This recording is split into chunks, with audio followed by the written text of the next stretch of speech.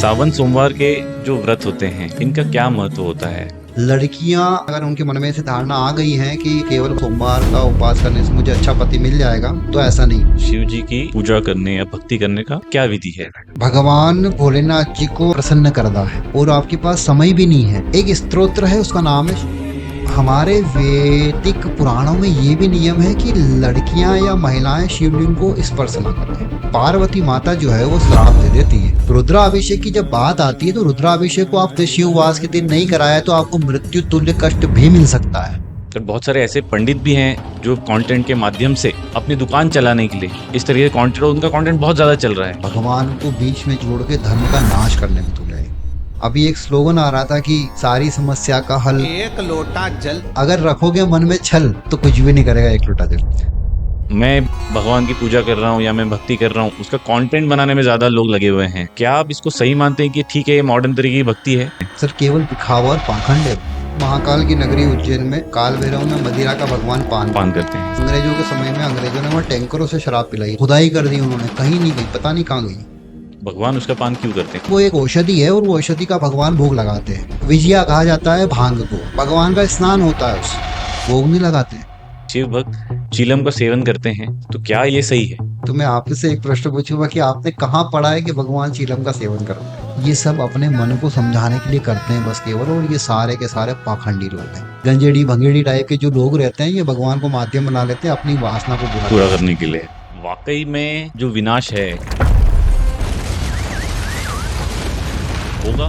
कलयुग का अंत तो होना है, और ये कोई मनगढ़ंत बात नहीं है, ये सब प्रमाणित चीजें हैं। ये हनुमान चालीसा में एक चौपाई है, युग सहस्त्र योजन पर भानु लील्यो त्राहि मधुर फल जानू। पृथ्वी से सूर्य की दूरी बताई है। जो आपके साइंटिस्ट लोगों ने जो पृथ्वी की दूरी बताई है, वही की वही सूत्र के माध्यम से तुलसीदास जी ने लिखी 450 साल पहले। वेद से ही विज्ञान बना है, ये बात मान लीजिए। कोई तो ऐसे होते हैं जिसको यही नहीं पता कि हमारी जन्म राशि क्या है। तो बिना जानकारी के कोई काम नहीं करना है। जिस समय आप अर्थ पे ऊपर जन्म ले रहे हो, उस समय कौन से ग्रह की कहाँ स्थिति थी, वो ही है। पूरे ब्रह्मांड को लाके यहाँ 12 खानों में कैद करना, ये एस्ट्रोलॉजी की विधा है। तो जीवन में अगर आप सक्सेस चाहते हो, रामचरितमानस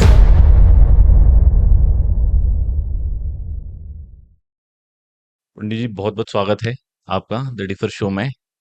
आज सुबह की शुरुआत है और हम धर्म के ऊपर चर्चा करने वाले हैं और एक ऐसे टॉपिक पे बात करने वाले हैं जो मुझे लगता है पूरे देश को एक तरीके से बांध के रखता है। और क्योंकि अभी जो महीने चलने वाले हैं आगे, बहुत भक्ति वाले चलने वाले हैं, धर्म से लोग जुड़े रहने वाले हैं। तो पहले पहले एक मन में सवाल आया है कि इन महीनों में उपवास बहुत मायने रखता है और लोग बड़ी श्रद्धा भाव से करते भी हैं। पर यंग जनरेशन में जनरली एक एक अभी ट्रेंड चल रहा है कि भाई हम बोलते हैं इंटरमीडिएट फास्टिंग होता है, या हम बोलते हैं कि एक फास्टिंग सिर्फ बॉडी से रिलेटेड है। तो उपवास का वाकई में क्या महत्व होता है? जय श्री राम।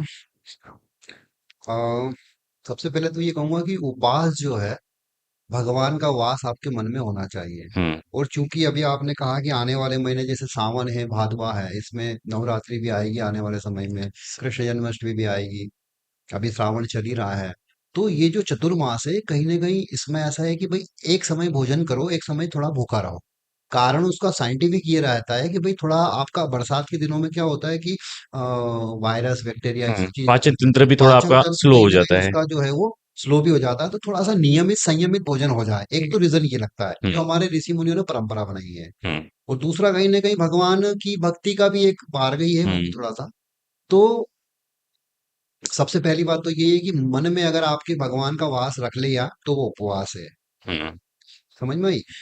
अगर आप सिर्फ चाहते, भोजन से नहीं जोड़ना चाहिए उसको। भोजन से तो नहीं जोड़ना है उसको। अगर आपको लग रहा है कि मुझे मंडे का उपवास करना, सोमवार का उपवास करना चाहिए, श्रावण है इसलिए भगवान शंकर प्रसन्न हो जाएंगे मेरे ऊपर, हम्म।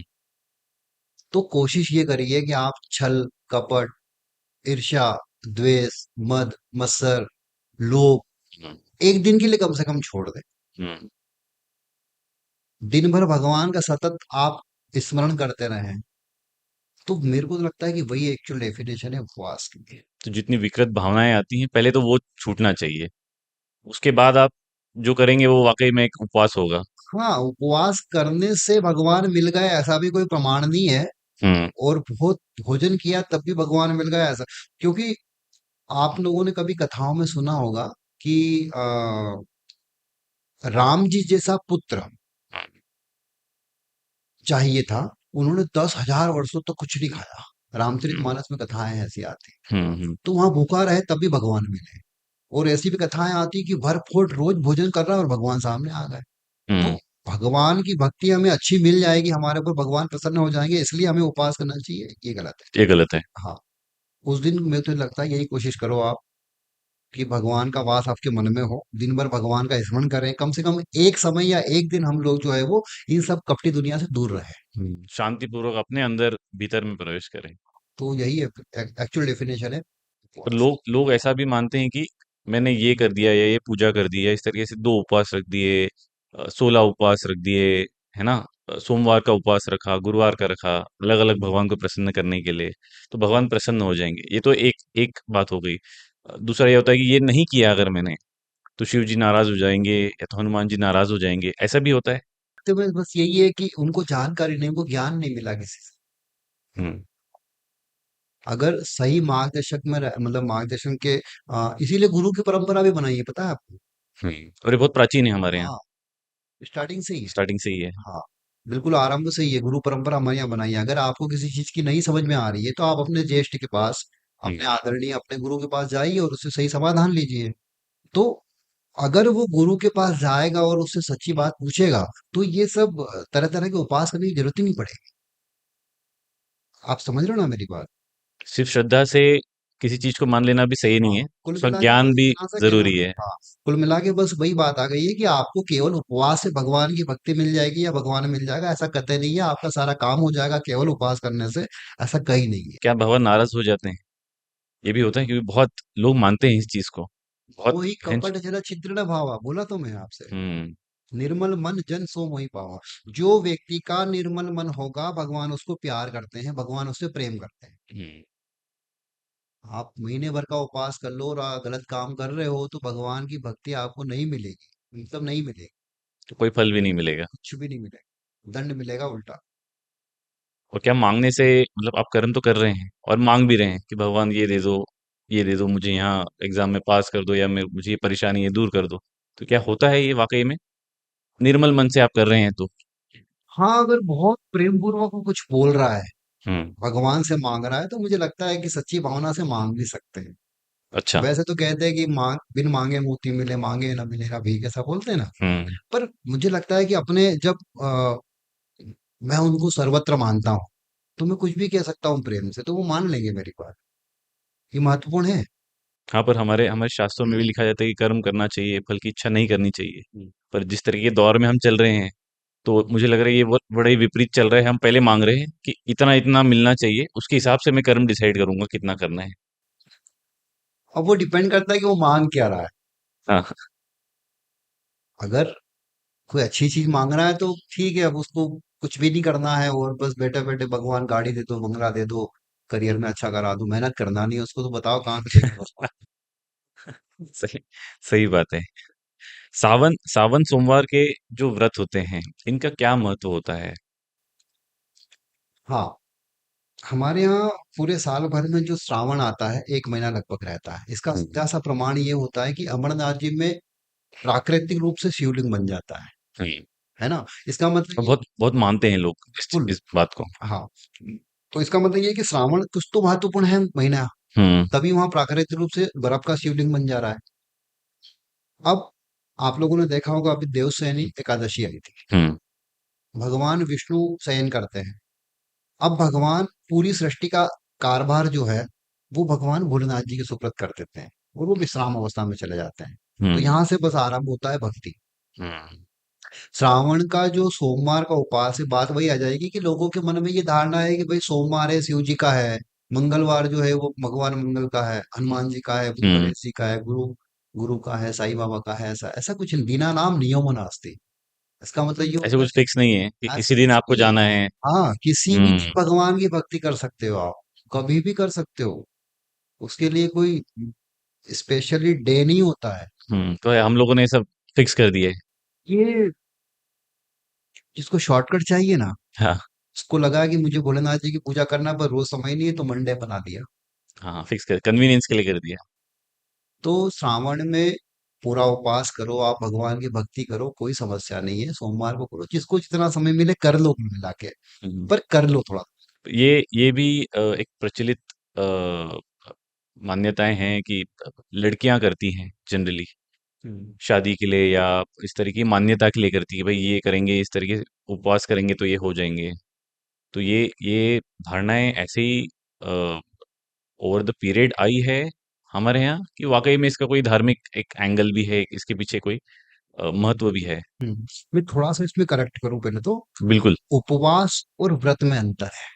हम्म। अब जो हम लोग उपवास की बात कर रहे हैं वो हम लोग व्रत की बात कर रहे हैं एक्चुअली। उसको पहले व्रत ही बोलते थे, गाँव की भाषा में व्रत बोलते हैं और व्रत बोलते हैं। तो व्रत का मतलब होता है कि इस तरीके से इस दिन इसकी पूजा की जाए, हम्म, केवल भूखा रहना उपवास नहीं उपवास नहीं है। है कि नहीं?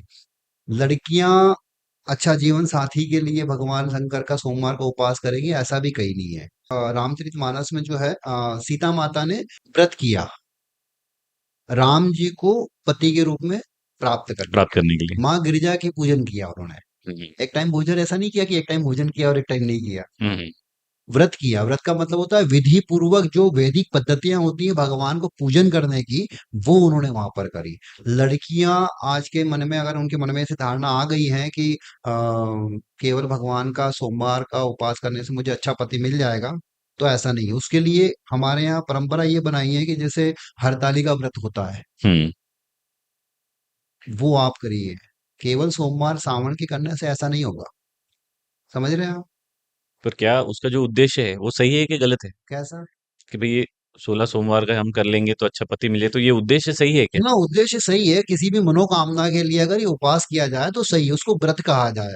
हम्म। मेरे को तो लगता है उसको मतलब अपन व्रत ही व्रत बोले। व्रत करते समय आप एक कुछ मनोकामना रख रहे हैं तो वो गलत नहीं है। नहीं, गलत नहीं है। गलत नहीं है। विधि पूर्वक अगर आप कर रहे हैं तो वो सही है, वो परंपरा है हमारे यहाँ और की। क्या मतलब, क्या सही विधि क्या होती है? सही विधि ये होती है कि जिस दिन आपने भगवान का व्रत किया, उस दिन तो आपको पहले दिन भर अपने मन में से, दिमाग में से सारी बातें हटा देना है।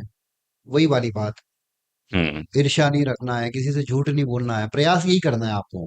निर्मल मन बना लो अपने आप का, और भगवान की भक्ति का जो तरीका होता है, अलग अलग भगवानों की अलग अलग भक्ति मतलब प्रक्रिया होती है पूजन हम्म। पाठ करने की। हम्म। अब आप लोगों ने, अगर लड़कियां कह रही हैं, अगर इसी प्रश्न का उत्तर दूं कि लड़कियों को सोमवार का व्रत करेगी और उसको अच्छा पति प्राप्त हो जाएगा, हम्म। ठीक है? तो बात वही आ गई कि दिन भर आपको नमः शिवाय का जाप करना है। भगवान की पूजन का भी एक प्रकार होता है सर। हम्म। इसको बोलते हैं पंचोपचार पूजन, हम्म। षोडशोपचार पूजन, या राज उपचार पूजन। जैसी आपकी परिस्थिति है, घर की आर्थिक परिस्थिति, हम्म। उसके हिसाब से आप भगवान का पूजन कर सकते हैं। आ रही समझ में बात? अगर आपकी स्थितियां ऐसी नहीं है, आपके पास समय ज्यादा नहीं है, तो आप भगवान का एक लोटा जल चढ़ा दो, भगवान को पंचामृत से अभिषेक कर दो, फिर जल चढ़ा दो, भगवान को चंदन वगैरह लगा दो, धूप दिखा दो, दीपक लगा दो, नैवेद्य लगा दो, दक्षिणा रख दो, इतना आप कर दो। ये घर रह के ही कर सकते हैं आप। हाँ। हम्म। तो कम समय में कम खर्च में ये पूजा आपका हो जाएगा, हम्म। और मन आपका शुद्ध है ही, तो भगवान मन शुद्ध होना बहुत जरूरी है। हाँ, वो पहली प्रायोरिटी है।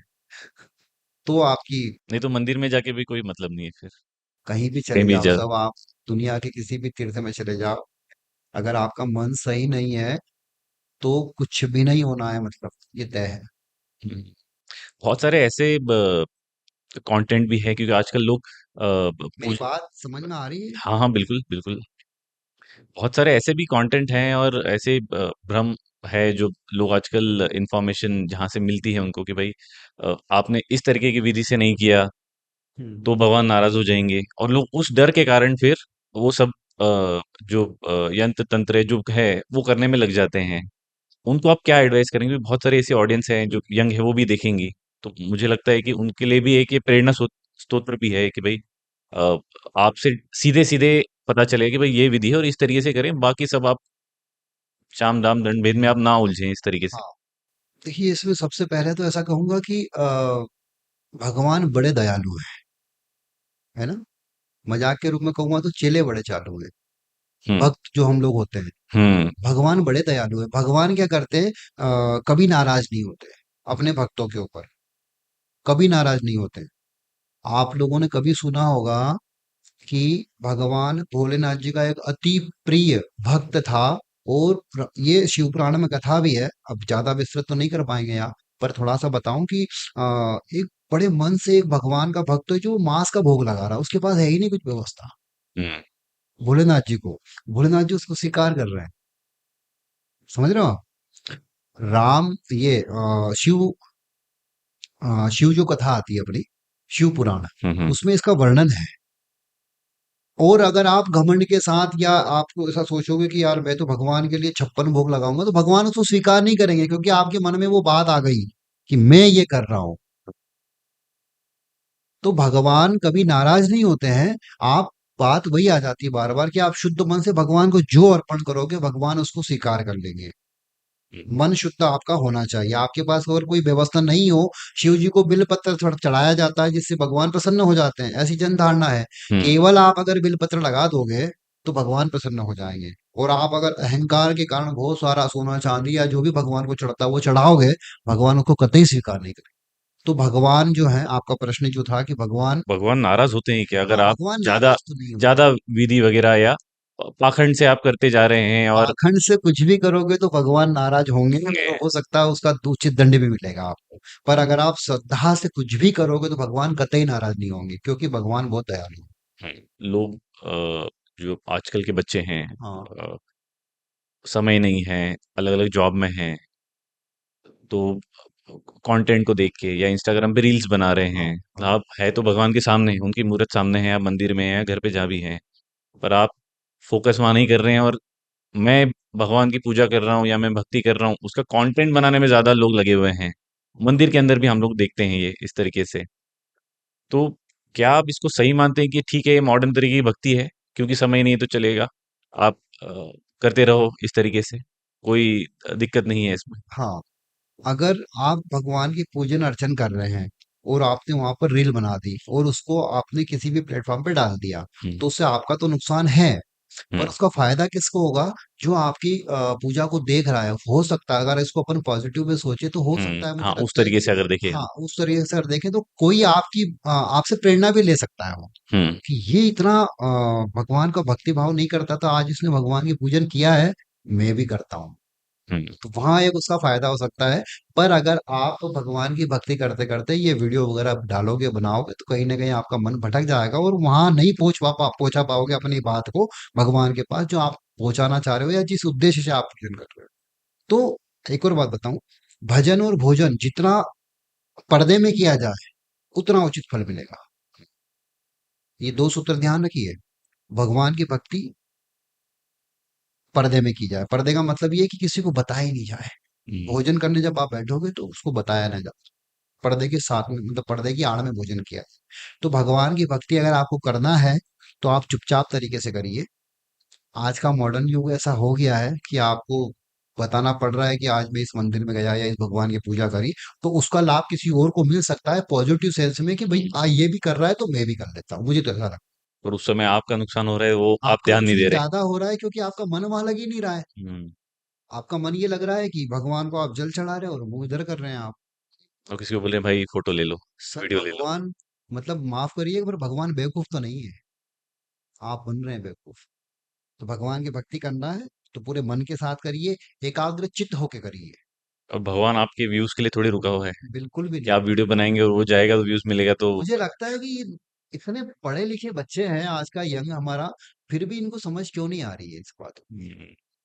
बात वही आ जाएगी कि गुरु परंपरा सब खत्म कर दी इन लोगों ने, किसी की सुनना ही नहीं चाहते हैं। अगर कोई उनको बताना चाह रहा है तो वो कह रहा है कि आप पढ़े लिखे नहीं हो, आपको अकल कहाँ है। और बहुत सारे अब क्योंकि इस तरीके के युग में हम जब क्योंकि हम घर के बड़ों से नहीं सीखना चाह रहे हैं, कंटेंट जो दिख रहा है उससे सीखना चाह रहे हैं। सर, केवल दिखावा और पाखंड है वो। हम्म। और बहुत सारे ऐसे पंडित भी हैं जो कंटेंट के माध्यम से, हाँ, सिर्फ उसके माध्यम से, है ना, मैं ये नहीं कह रहा हूँ कि बाकी जो धर्म गुरु हैं या वो किसी भी धर्म के हैं या पंडित हैं जो कंटेंट बनाते हैं वो गलत ही बनाते हैं। बहुत अच्छे भी हैं जो सही दिशा और मार्गदर्शन दे रहे हैं, बट बहुत बहुत लोग ऐसे भी हैं जो अपनी दुकान चलाने के लिए या क्योंकि उनको कमाना मूल उद्देश्य हो गया है, वो भटक गए हैं। वो इस तरीके का कंटेंट, उनका कंटेंट बहुत ज़्यादा चल रहा है। और क्योंकि ये युग ऐसा है कि वो पहले देखना चाह रहे हैं, फिर घर में जो बड़े हैं उसका सुनते हैं, क्योंकि अब उनको नॉलेज पहले मिल रहा है पॉकेट के अंदर। हम्म। मोबाइल निकाला, देख लिया, बोले हाँ ये सही है, तो ऐसे कर लो और मैं ऐसे कर लूंगा। तो ऐसे लोगों को आप क्या एडवाइस करेंगे भाई, किस तरीके से आप इसको डिसाइड करेंगे भाई ये सही है और ये गलत है? इसमें दो बात मुझे समझ में आई आपके प्रश्नों से। एक तो ये था कि सही मार्गदर्शन, अगर सही तरीके से कोई पूजा भक्ति कर रहा है और वो आपको बता भी रहा है तो वो आप उसको अपना लो। अगर बिल्कुल। यहाँ पर मैं पूजा कर रहा हूँ और मेरा ध्यान पूजा में बिल्कुल भी नहीं है और मेरा ध्यान केवल रील वगैरह में लग रहा है, या मुझे लोग देख रहे हैं, मतलब मैं बता रहा हूँ कि मैं ऐसा ऐसा कर रहा हूँ, तो वहां आपकी भक्ति सक्सेस नहीं होगी। और अगर आप एक्चुअल पूजन पाठ के अपने तरीके से कर रहे हैं और वो आपको कोई कैद भी कर रहा है कैमरा में, आपको पता भी नहीं है, और अगर वो बात लोगों तक पहुंचेगी तो वो सही है, उनको सही जानकारी मिल जाएगी। बहुत सारे लोग ऐसा भी करते हैं कि सही बताने के लिए भी अपने आप को ऐसा प्रेजेंटेशन डाल देते हैं कि भाई ये तरीके से आप पूजन करिएगा तो आपको फायदा मिलेगा, तो वो तो अच्छी बात है ना। तो इसमें मेरा एक पर्सनल एक्सपीरियंस है, हाँ। थोड़ा सा इस विषय से थोड़ा हट के मैं बात करना चाह रहा हूँ कि क्योंकि ये थोड़ा सा मुझे डाउट है इस हाँ। पे, और मैं वो क्लियर करना चाह रहा हूँ आपसे बात करके कि हमारे एक साथी था, हमारे कंपनी में ऑफिस में काम करता था, एंड वो बड़ा शिव भक्त था और ये था। अब ये दो लोग जो हैं ये उज्जैन गए, महाकाल गए, और आते समय आप करेक्ट करिएगा मुझे अगर कि मैं हम्म। कहीं गलत बोल रहा हूँ विधि में। तो उन्होंने जो है, जो वो अमृत बोल के जो पीते हैं, मुझे नहीं पता कि वो अल्कोहल होता है या क्या होता है। ये उन लोगों ने, उन बच्चों ने उसका लिया, उन्होंने उसको ड्रिंक किया, और शायद वो ज़्यादा हो गया, और आते समय एक्सीडेंट हुआ और एक की मृत्यु हो गई। हम्म।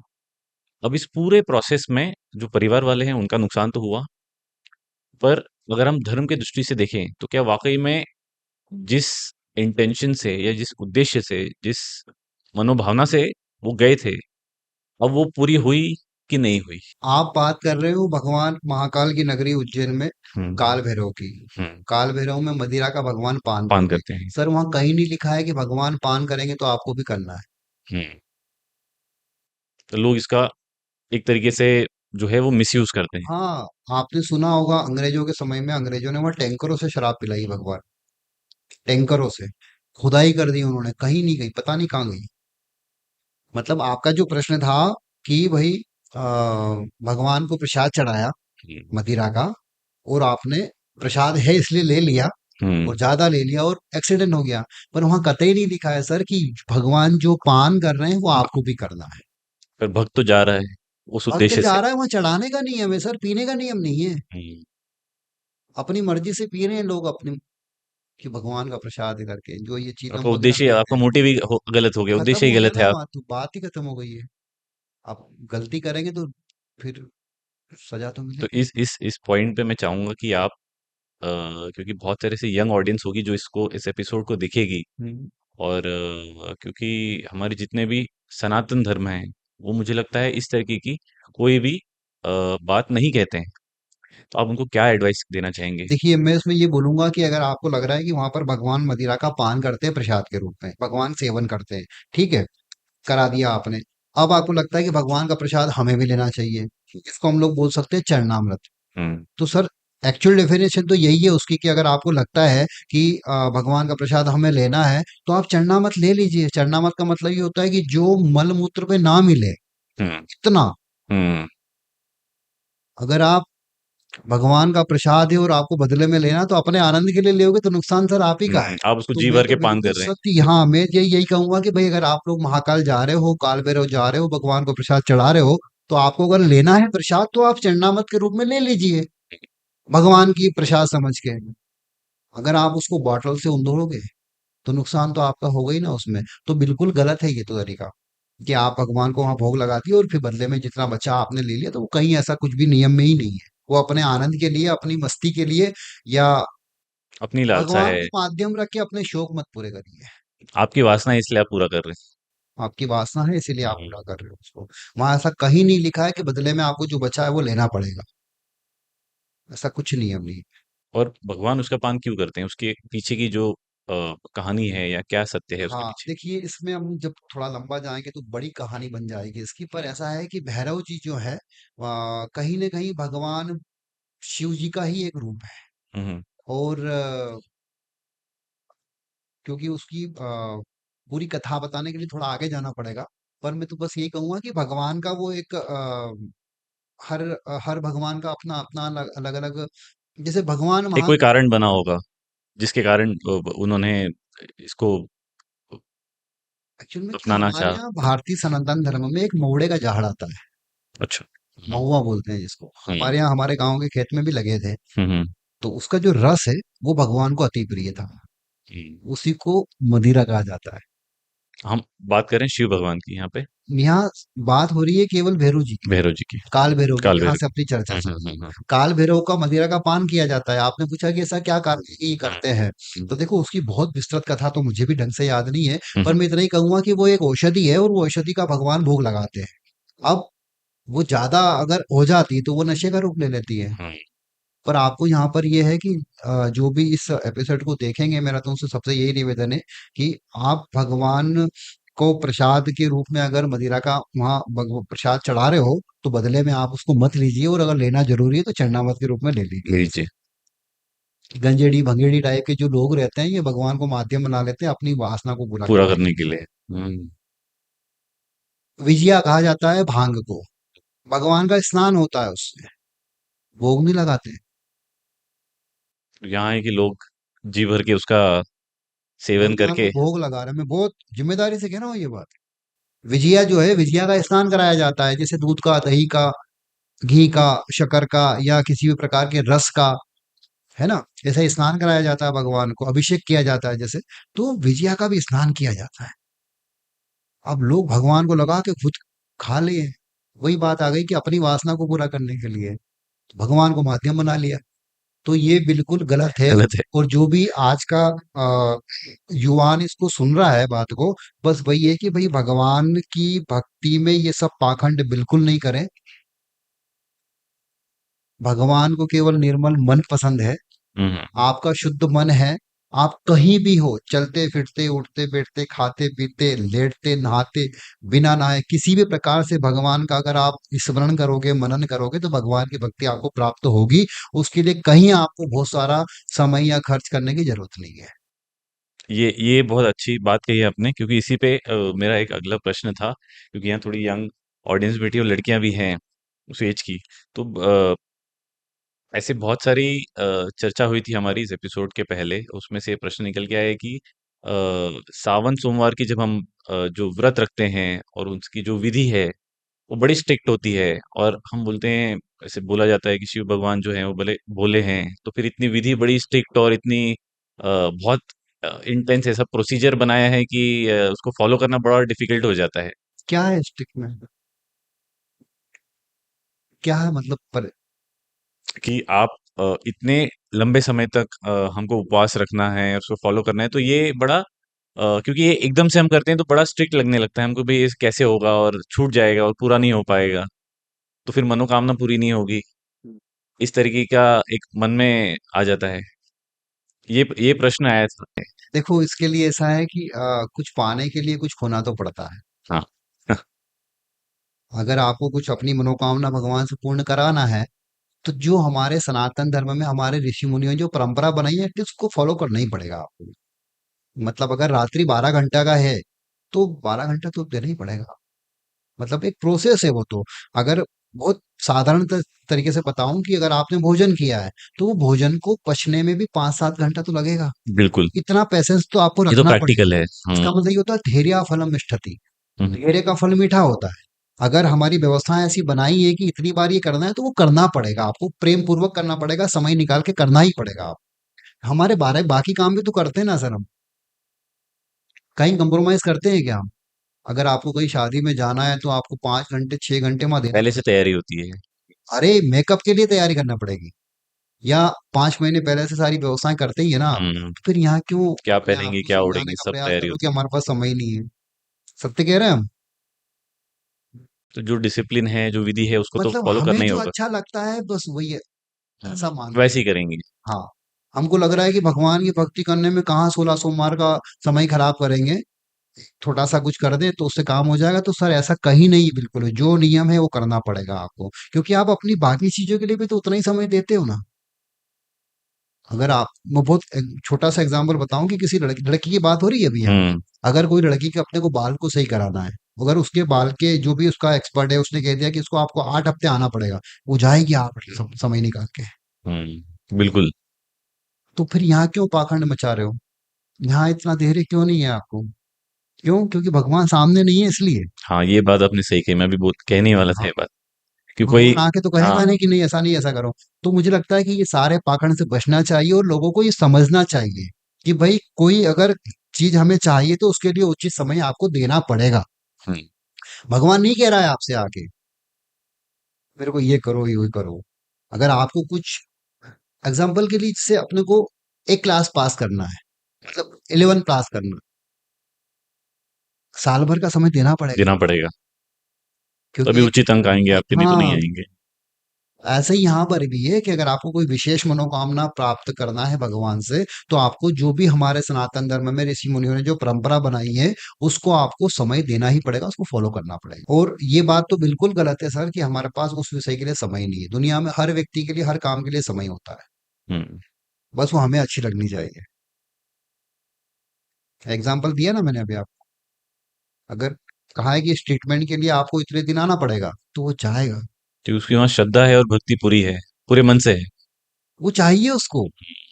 मैं तो बिल्कुल अभी की बात कह रहा हूँ। एग्जाम्पल दिया कि अगर उसको अपना बाल इस प्रकार से सेटअप कराना है, तो वो उसको बोलेगा उसका विशेषज्ञ कि भाई आपको इसके लिए आपको 8 सीटिंग चाहिए, 8 आठ हफ्ते सीटिंग आना। चाहिए, तो आप वो 8 सीटिंग बिल्कुल बिल्कुल जाएगा जाएंगे। सारा काम छोड़ के। तो बस वही वाली बात मैं यहाँ कहना चाहूंगा कि आपको अगर भगवान की भक्ति या किसी विशेष एम में आकर आप जीवन में कोई उद्देश्य बनाया है आपने किसी चीज को पाने के लिए, और भगवान को माध्यम बना के आप वो प्राप्त करना चाहते हो, तो जो उसका नियम है वो फॉलो करो।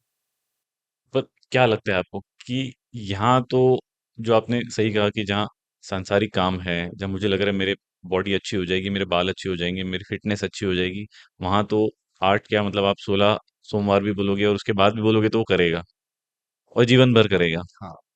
और जब बात धर्म की आती है, जिससे मुझे लगता है आपके अंदर की मलिनता है जो साफ होती है, जो कि जरूरी भी है, फाइनली वही काम आता है आपके। उसमें श्रद्धा भक्ति क्यों नहीं आ पाती? भक्ति तो चलिए बाहरी तौर पे आ भी जाती है कभी, एक दूसरे को देखा देखी भी लोग कर लेते हैं, बट श्रद्धा उतनी पक्की क्यों नहीं हो पाती? उसका क्या कारण है? उसका कारण ये है कि जिस माहौल में आप जन्म लिए हो, वो डिपेंड करता है। आपके माता पिता अगर आपको बचपन से ही मंदिर ले जाना शुरू करेंगे, है ना, गुरु बनाए हैं अगर आपके माता पिता ने, तो आपको भी गुरु भक्ति में जोड़ेंगे वो। तो शुरुआत से ही चीजें अपने आप आ जाएंगी। जिस देश में आप जन्म लेते हो और वहां की जो भी मतलब मातृभाषा जो भी है, तो वो सिखाई नहीं जाती है सर, अपने आप सीख जाता है व्यक्ति। जिस देश में आप रह रहे हो वहाँ की जो भी मातृभाषा है वो आपको सिखाई नहीं जाती है, आप अपने आप सीख जाते हो, क्योंकि वहाँ वो रोज भूली जाती है। यही वाली बात यहाँ है कि अगर आज वर्तमान में आपके मन में अगर भक्ति श्रद्धा कम हो गई है, उसका एक ही कारण है कि आपको शुरुआत से ही वो चीजें नहीं बताई गई है। हम्म। और उसका कारण कहीं ना कहीं यही है कि आप और आपकी माता, अगर आपके माता पिता गुरु दीक्षा लिए होते, परंपराओं से जुड़े होते, हमारी जो सनातन धर्म की पद्धति उससे जुड़े होते, तो ये दिक्कत आज नहीं आती। हम्म। कहना ये चाह रहा हूँ कि आज, चलो ठीक है, जो हो गया वो ठीक है। आज जो भी इस बात को सुन रहे, कम से कम अपने आप से ये, अपने मन से कमिटमेंट तो ये कर ले कि यार आज के बाद में मेरे आने वाली पीढ़ी जो रहेगी, मैं उसको सही मार्ग पे दर्शन। खुद का ही अवलोकन करें। हाँ, तो अपने आप चीजें सॉल्व हो जाएंगी। भक्ति और श्रद्धा में अगर आपको जानकारी ही नहीं है कि इससे क्या मिल सकता है हम्म। और क्या नहीं मिल सकता है, अगर आपको ये पता चल जाए कि यार भगवान की भक्ति करने से मुझे क्या क्या नहीं मिल सकता है, ये आपको बताएगा, तो आप उसको फॉलो करोगे ना। बताया ही नहीं गया है तो आपको कहाँ से श्रद्धा संस्कार ही पनपेगी नहीं आपके पड़े हैं। अंदर? श्रद्धा ही नहीं पनपेगी आपके अंदर, तो आपको उस चीज के ऊपर विश्वास ही नहीं रहेगा। और इसीलिए धर्म की हानि भी हो रही है, और कलयुग का प्रभाव भी यही है थोड़ा सा। पहले ज्ञान कि पहले श्रद्धा? मुझे लगता है पहले श्रद्धा आना चाहिए। पहले श्रद्धा श्रद्धा आनी रहेगी तो चाहिए। ही तो ज्ञान हजम कर पाओगे। हम्म। ये तो कैसे करोगे? इसका अगर कोई आप उदाहरण दे सकें तो। देखिए, एक एक श्लोक है रामचरितमानस में, भवानी शंकरो वंदे श्रद्धा विश्वास रूपिणो याभ्याम विना न पश्यन्ति सिद्धा स्वातंत्र्यमीश्वरो। विश्वास जो है वो भगवान भोलेनाथ जी को बोला है, ठीक है। श्रद्धा जो है माँ पार्वती को बोला है। वहां भाव ऐसा था कि पार्वती माता जैसे जैसे बड़ी होती जाती है, श्रद्धा बड़ी हो जाती है हमारे मन में। श्रद्धा बड़ी होगी तो आपके अंदर ये समझ में आएगा कि जो मुझे ज्ञान दे रहा है या जिससे मैं ज्ञान ले रहा हूं, उसके प्रति श्रद्धा तो हो पहले, हम्म। तो ही तो वो मैं हजम कर पाऊंगा। ये तो ज्ञान को मैं अंदर आने ही नहीं दूंगा। अहंकार से ही भरा पड़ा रहेगा व्यक्ति। जैसे माँ और बच्चे में बच्चा पहले श्रद्धा रहता ही, तभी फिर माँ जो भी सिखाती है तो वो सीखता है। श्रद्धा, सीधी सी बात है कि आपके मतलब आ, अगर आपके मन में श्रद्धा, श्रद्धा का परिभाषा ये है कि भाव है, हम्म। प्रेम है, तो ही आप उस चीज को ले पाओ। हम लोगों के मन में ये रहता है कि यार आजकल गुरु नहीं मिल रहा है हम्म। सही। जैसे अभी गुरु पूर्णिमा कल ही गई है, चली गई। तो मन में भाव आता है कि हम भी गुरु बनाए, गुरु बनाए। पर हम यहाँ जितने भी लोग बैठे हैं, हमारे मन में ये भाव आएगा कि आ, जिसको देखो वो पाखंडी निकल रहा है। हर किसी को गुरु बनना है। हर किसी को गुरु बनना है। आपके मन में अगर आ गया कि मुझे उचित गुरु की जरूरत है, हम्म। पर आप जिसमें देखो कि कहीं ना कहीं एक दिख जाएगा हम्म। किसी न किसी के अंदर पर एक व्यक्ति आपके अंदर ऐसा भी रहेगा, आपका अंदर का मन बोलेगा कि हाँ, ये व्यक्ति मेरे प्रश्न का उत्तर दे सकता है, या मुझे ऐसा लगता है कि इनको मेरा जीवन का हेड बनाना चाहिए। कभी कोई दिक्कत आए मुझे जीवन में तो इनसे मैं मार्गदर्शन लूं। हम्म। वो आ गई आपकी श्रद्धा उस व्यक्ति के प्रति। श्रद्धा पनप पे आएगी तो आप उसके पास जाओगे। श्रद्धा रहेगी और आप उससे कुछ पूछोगे तो फिर आपको वो हजम भी हो जाएगा, आप उसको फॉलो भी करोगे। मतलब ज्ञान। हम्म। तो मुझे लगता है पहले श्रद्धा आना चाहिए, फिर ज्ञान। फिर आना। और श्रद्धा कब आएगी? जब आपको उससे प्रेम हो जाएगा। हम्म। वो प्रेम कब होगा? जब आप उसको बार बार उसके बारे में जानोगे, उसको सुनोगे, देखोगे, तो अपने आप प्रेम बढ़ेगा। प्रेम बढ़ेगी तो श्रद्धा बढ़ जाएगी, श्रद्धा बढ़ेगी तो ज्ञान भी आ जाएगा। एक एक जो बात अभी आपने कही, गुरु पहले आप चुनते हो या गुरु पे आप श्रद्धा रखते हो, हाँ।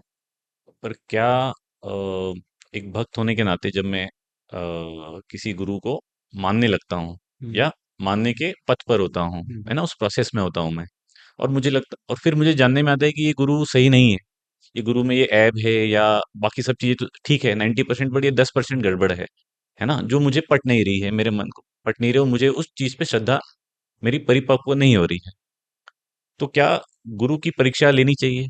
देखिए, आज का जो वर्तमान युग है, हम्म। यहाँ तो मुझे लगता है कि जरूरत पड़ती है। अच्छा। हाँ, क्योंकि हर कोई तो पाखंड है, हम्म। पाखंडी है। हम्म। मतलब मैं बहुत अंदर की बात बता रहा हूँ। अगर आपकी जगह मैं भी होता तो मैं भी यही करता। मैं परीक्षा तो नहीं लेता। नहीं, परीक्षा लेना मतलब ऐसा नहीं कि मुझे गुरु को गलत ही बताना है, पर क्योंकि मेरी श्रद्धा 90% हो गई है या कुछ प्रतिशत हो गई, अब थोड़ा सा मन में है, वो मुझे भी वो भी निकालना है, तो उस चीज को उस डाउट को निकालने के लिए, उस संशय को निकालने के लिए, ताकि मैं 100%, 200% पूरी तरीके से श्रद्धा से, भाव से उस हम्म। गुरु को फॉलो करूं, तो उस समय गुरु की परीक्षा लेना जरूरी है, क्या लेना चाहिए? अगर आप कह रहे हो कि 90% तो मेरे मन में बहुत भाव है उनके प्रति, हाँ।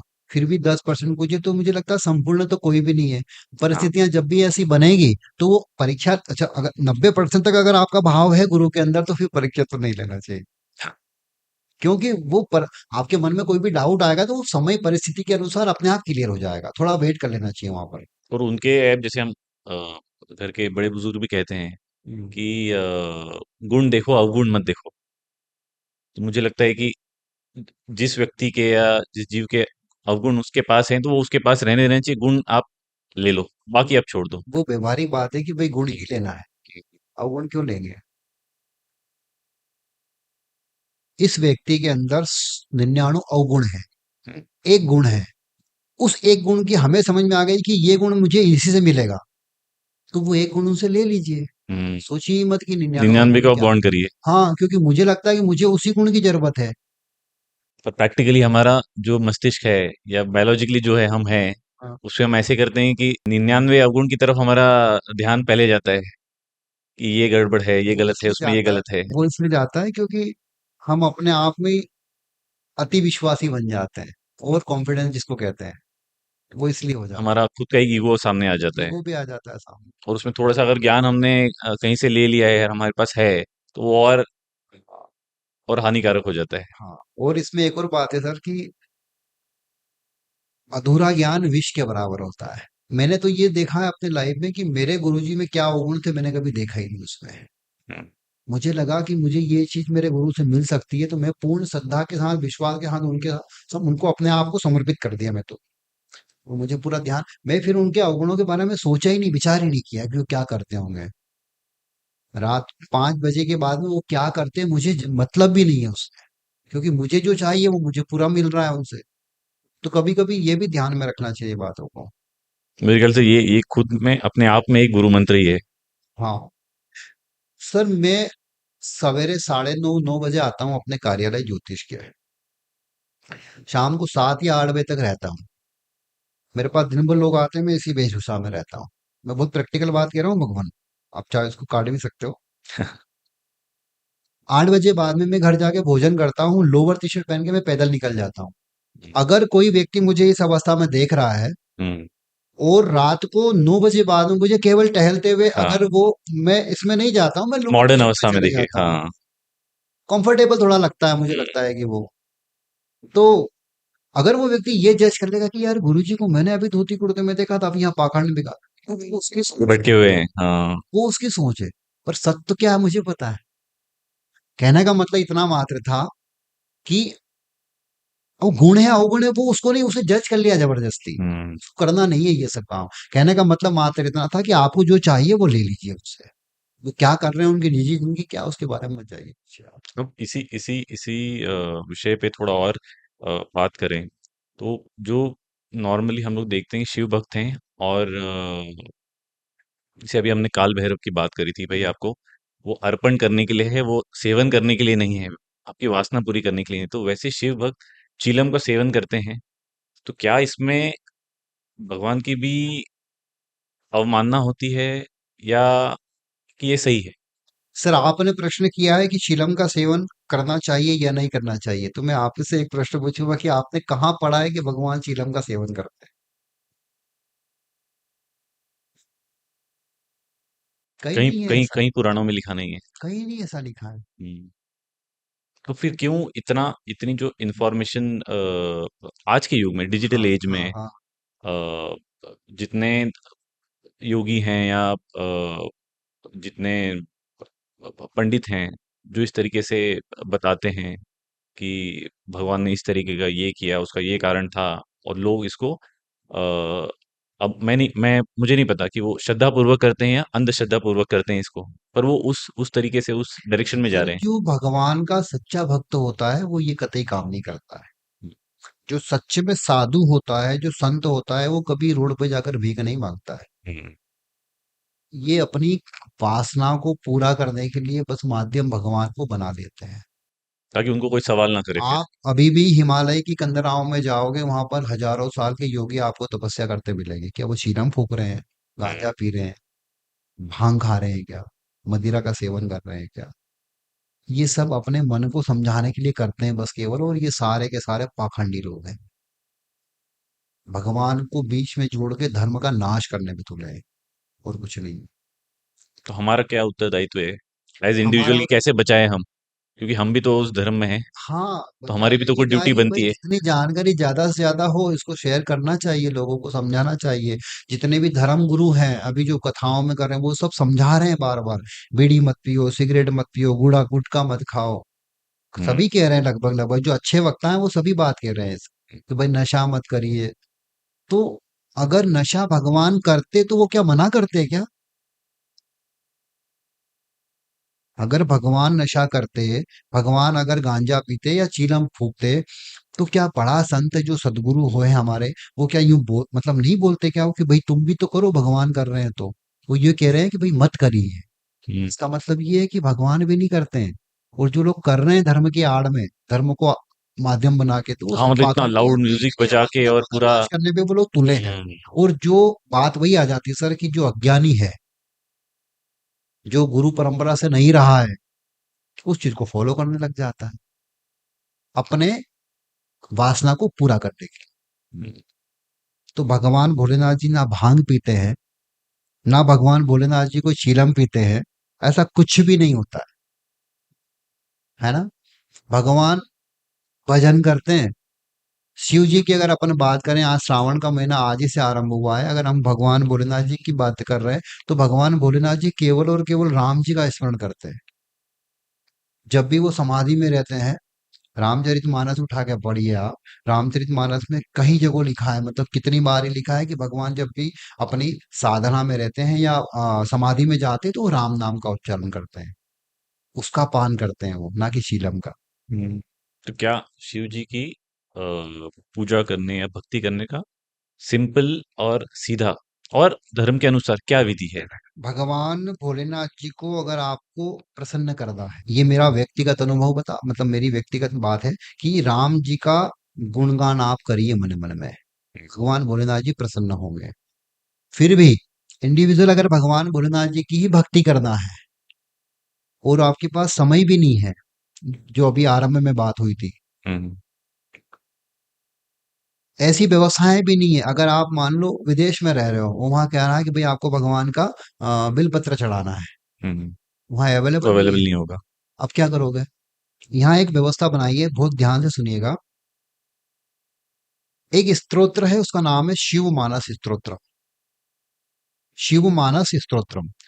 आप यूट्यूब पे या कहीं कहीं से भी आप उसको डाउनलोड करिए, उसका हिंदी मीनिंग पढ़िए, और जब आप उसको पढ़ोगे तो आपको ये समझ में आ जाए कि संसार की सारी वस्तुएं मानसिक रूप से मैं भगवान को अर्पण कर रहा हूँ।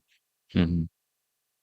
आपका जो वहां प्रश्न था कि लड़कियां भगवान को प्रसन्न कर रही हैं अपना अच्छा वर प्राप्त करने के लिए, अब बहुत कम लड़कियां बची, सर माफ करना बहनों, पर 4 बार अफेयर टूट जा रही है। उसके बाद में अगर आप भगवान को अच्छा और पति हमको ये फैक्ट एक्सेप्ट करना पड़ेगा। मनाने के लिए भी अगर आप भगवान की पूजन कर रही हैं तो ये शुद्ध रूप से पाखंड है, मतलब ये पाखंड ही है। गलत नहीं कह रहे हैं मतलब हम, फैक्ट है। बिल्कुल फैक्ट है।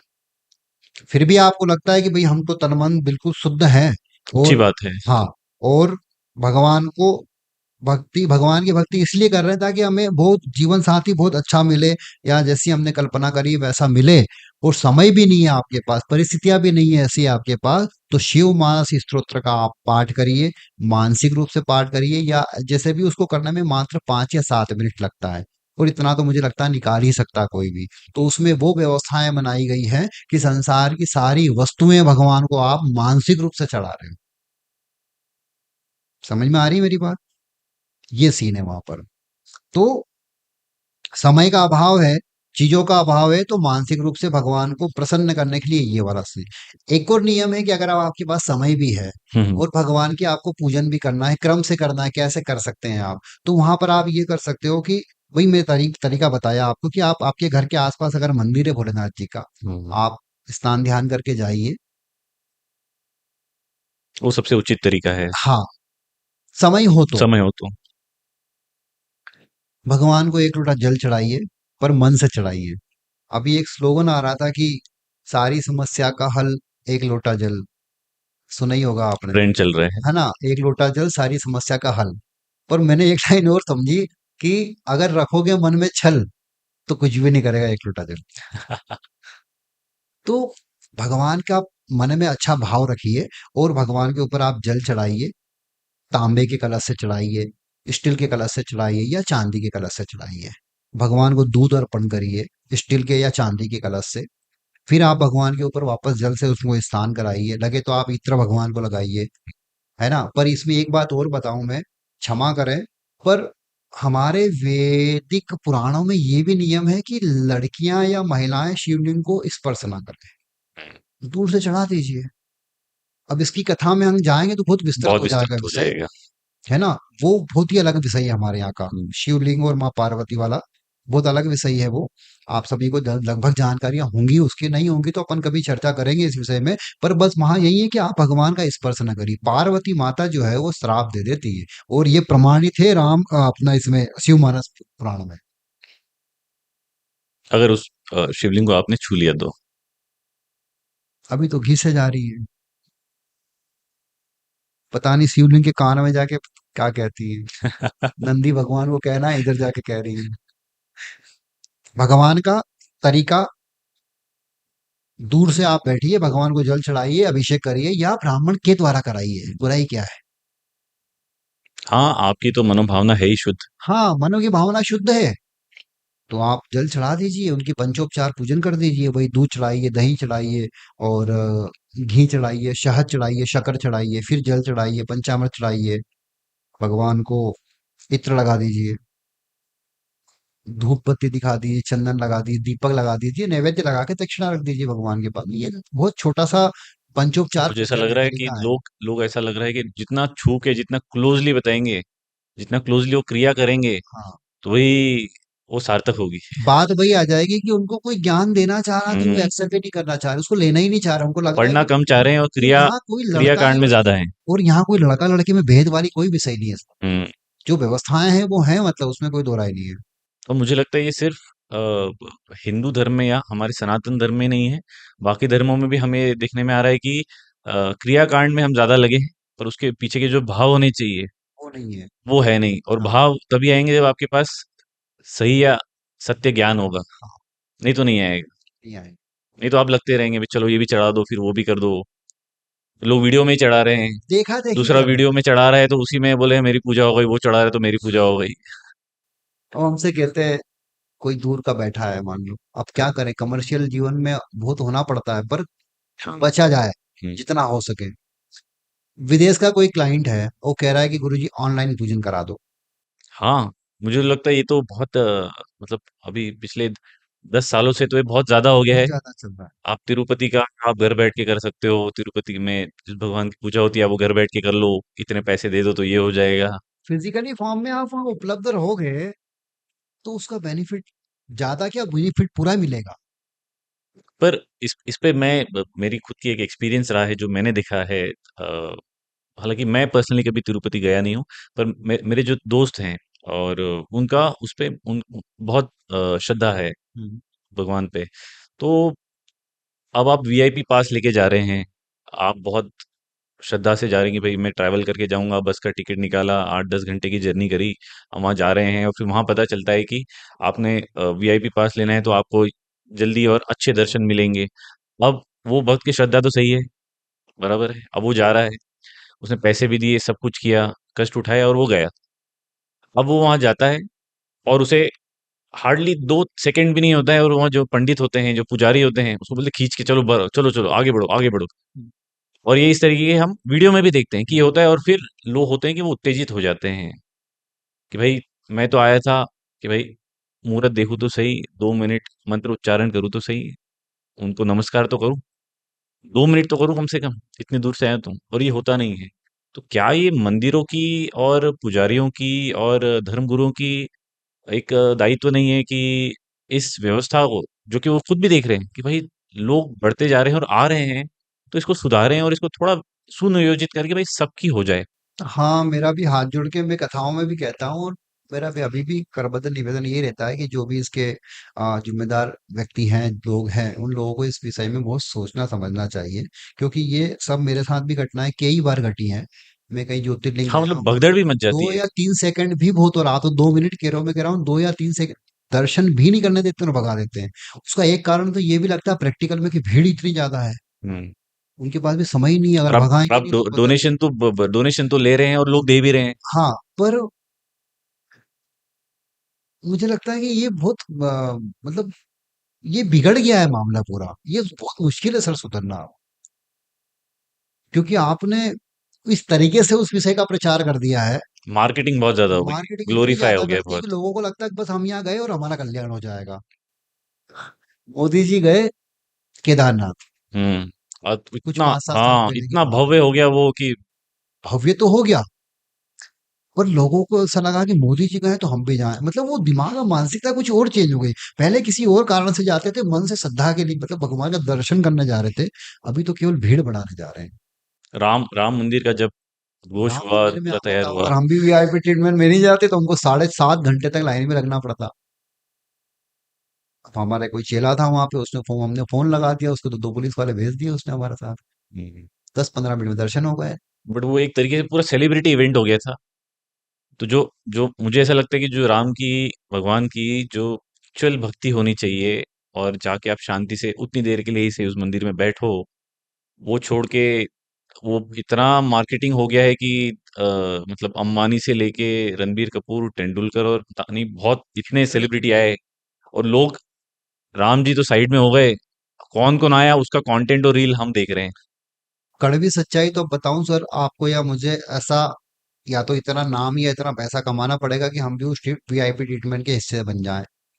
क्योंकि आज तो व्यवस्थाएं इतनी इतनी गंदी हो गई हैं कि अगर आपने ये प्रश्न किया है कि हम मंदिरों में जा रहे हैं तो वहाँ की व्यवस्थाएं जो भी है, व्यवस्थापक जो है वो हमें एक एक मिनट में भगा, एक एक सेकंड में भगा रहा है। तो या तो, क्योंकि अब वो व्यवस्था नहीं सुधर सकती है, हम्म। कुछ भी कर लिया जाए, कुछ भी कर लिया जाए वो नहीं सुधरेगी। और अगर उसको सुधारना लगे तो पता लगे आज मैं दर्शन करने जा रहा हूँ तो मेरा तीन तीन दिन बाद नंबर आएगा। कैसे? अगर मान लो वो फास्ट नहीं भगाएंगे, मेरी बात को ध्यान से समझिएगा सर तो बात, उनकी व्यवस्था गड़बड़ा जाएगी। व्यवस्था पूरी गड़बड़ा जाएगी। तो बस बात वहीं आ जाती है कि या तो अपन इस काबिल बन जाएं कि हमें वीआईपी ट्रीटमेंट मिल जाए, प्रैक्टिकल के हिसाब से, आज के वर्तमान युग के हिसाब से, प्रैक्टिकल बात कह रहा हूँ मैं बिल्कुल।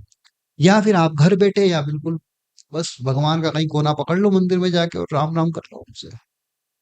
ऑप्शन ही नहीं है। कोई नहीं सुनेगा सर ये बात, कोई भी नहीं सुनेगा और ना कोई इसको बोल पाएगा। क्योंकि जो बोलने वाले लोग हैं वो बड़े लोग हैं। हम्म। वो बड़े लोगों को तो यूं ही इजीली दर्शन हो रहे हैं। समझ रहे हो ना आप मेरी वो बात? आने वाले हैं तो उसके 2 हफ्ते पहले पेपर में अगर आ मैं जाता है कि एक आने बड़ा वाले हैं। कथाकार हूं तो मुझे तो वीआईपी ट्रीटमेंट मिल ही रहा है वहां। आम लोगों की तो बात ही खत्म हो जा रही है। तो मतलब ये जो आपने प्रश्न किया ये बहुत गंभीर विषय है। और इस विषय का मुझे तो, जहां तक मेरी बुद्धि जो काम करती है वहां तक तो ये कहीं निराकरण होना नहीं है इसका। और बस वही बात है कि अपने आप को इतना बड़ा बना लिया जाए या मतलब या तो तो फिर धर्म। अगर इसको इस तरीके से देखा जाए कि फिर अगर आपकी अंदर की भावना, आपकी चेतना ही शुद्ध है, और आप जान चुके हो कि भाई ये सही ज्ञान है, और कहीं घर में बैठ के ही मैं सही से पूजा पाठ जो क्रिया है वो कर सकता हूँ, और चिंतन मनन कर सकता हूँ, तो फिर इस तरीके से भगदड़ में या मंदिर में या यहाँ जाने की आवश्यकता क्या है? नहीं, इसमें थोड़ा सा दो बातें हो जाएंगी मेरी तरफ से भी कि भाई स्थान का अपना एक महत्व होता है। हम्म। मैं वही कहा कि भाई आपका एक सेकंड का दर्शन हो रहा है, कोई बात नहीं। अगर आप उस कैटेगरी में नहीं आते हो कि आपको वीआईपी ट्रीटमेंट मिले, आप बहुत साधारण व्यक्ति हैं, तो आपको एक सेकंड का भगवान का दर्शन हो गया है बहुत मुश्किल से घंटों की लाइन लगने के बाद, तो आप एक कोना पकड़िए और जो भी आपको भगवान से कहना है आंखें बंद करके एक साइड में बैठ के कर लीजिए, आपकी आपकी भावना वहां तक पहुंच जाएगी। हम्म। यही इलाज है उसका। पर व्यवस्थाएं तो बहुत मुश्किल है सर बनना।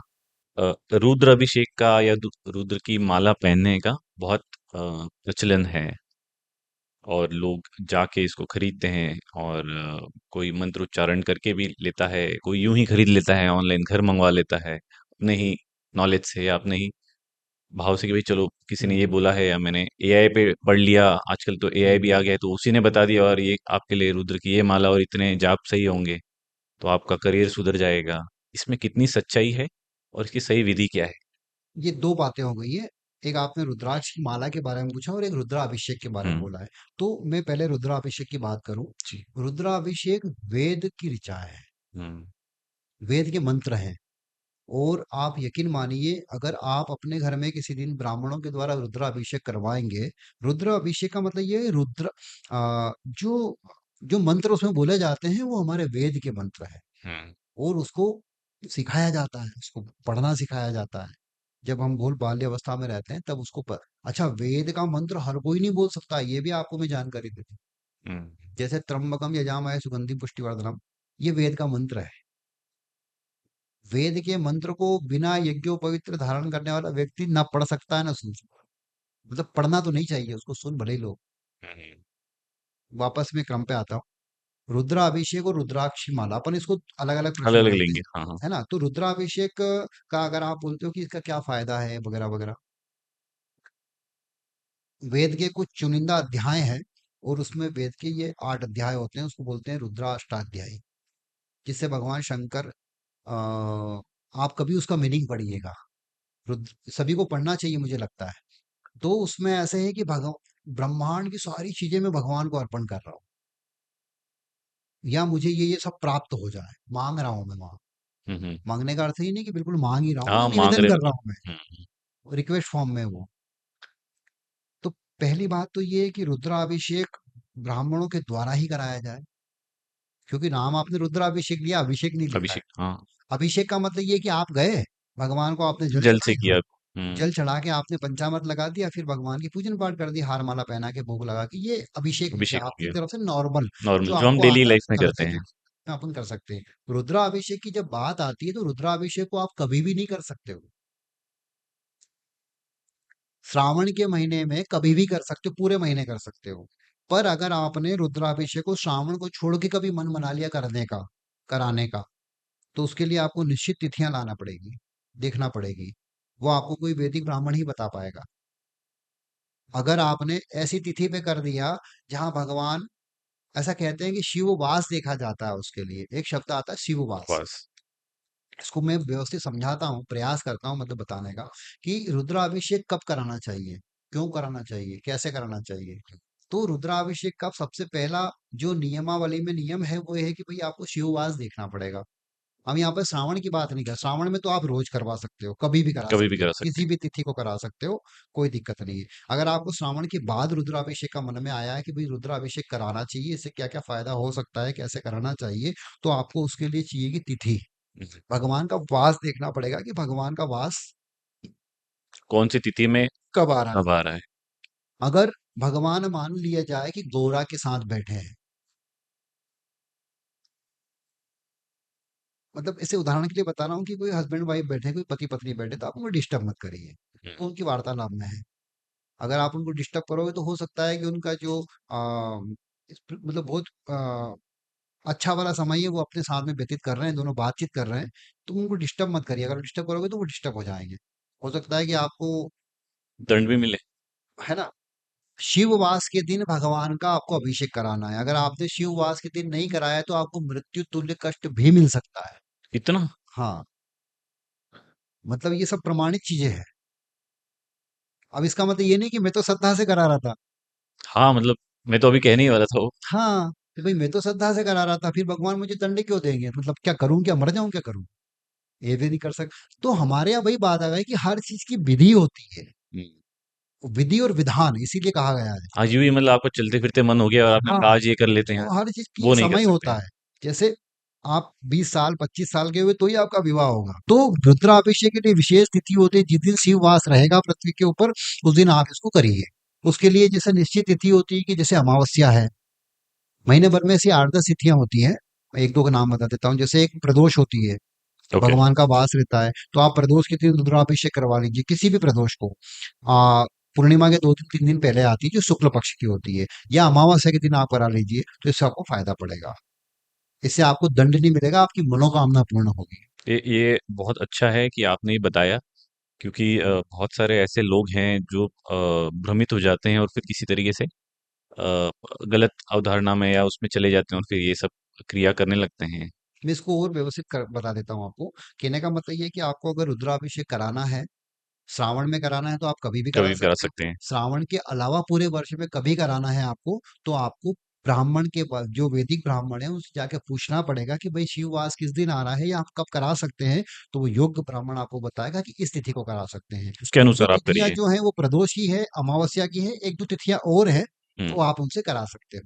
तो आपको उसका उचित फल मिलेगा, और उसका लाभ भी आपको शीघ्र मिलेगा और शुभ लाभ मिलेगा।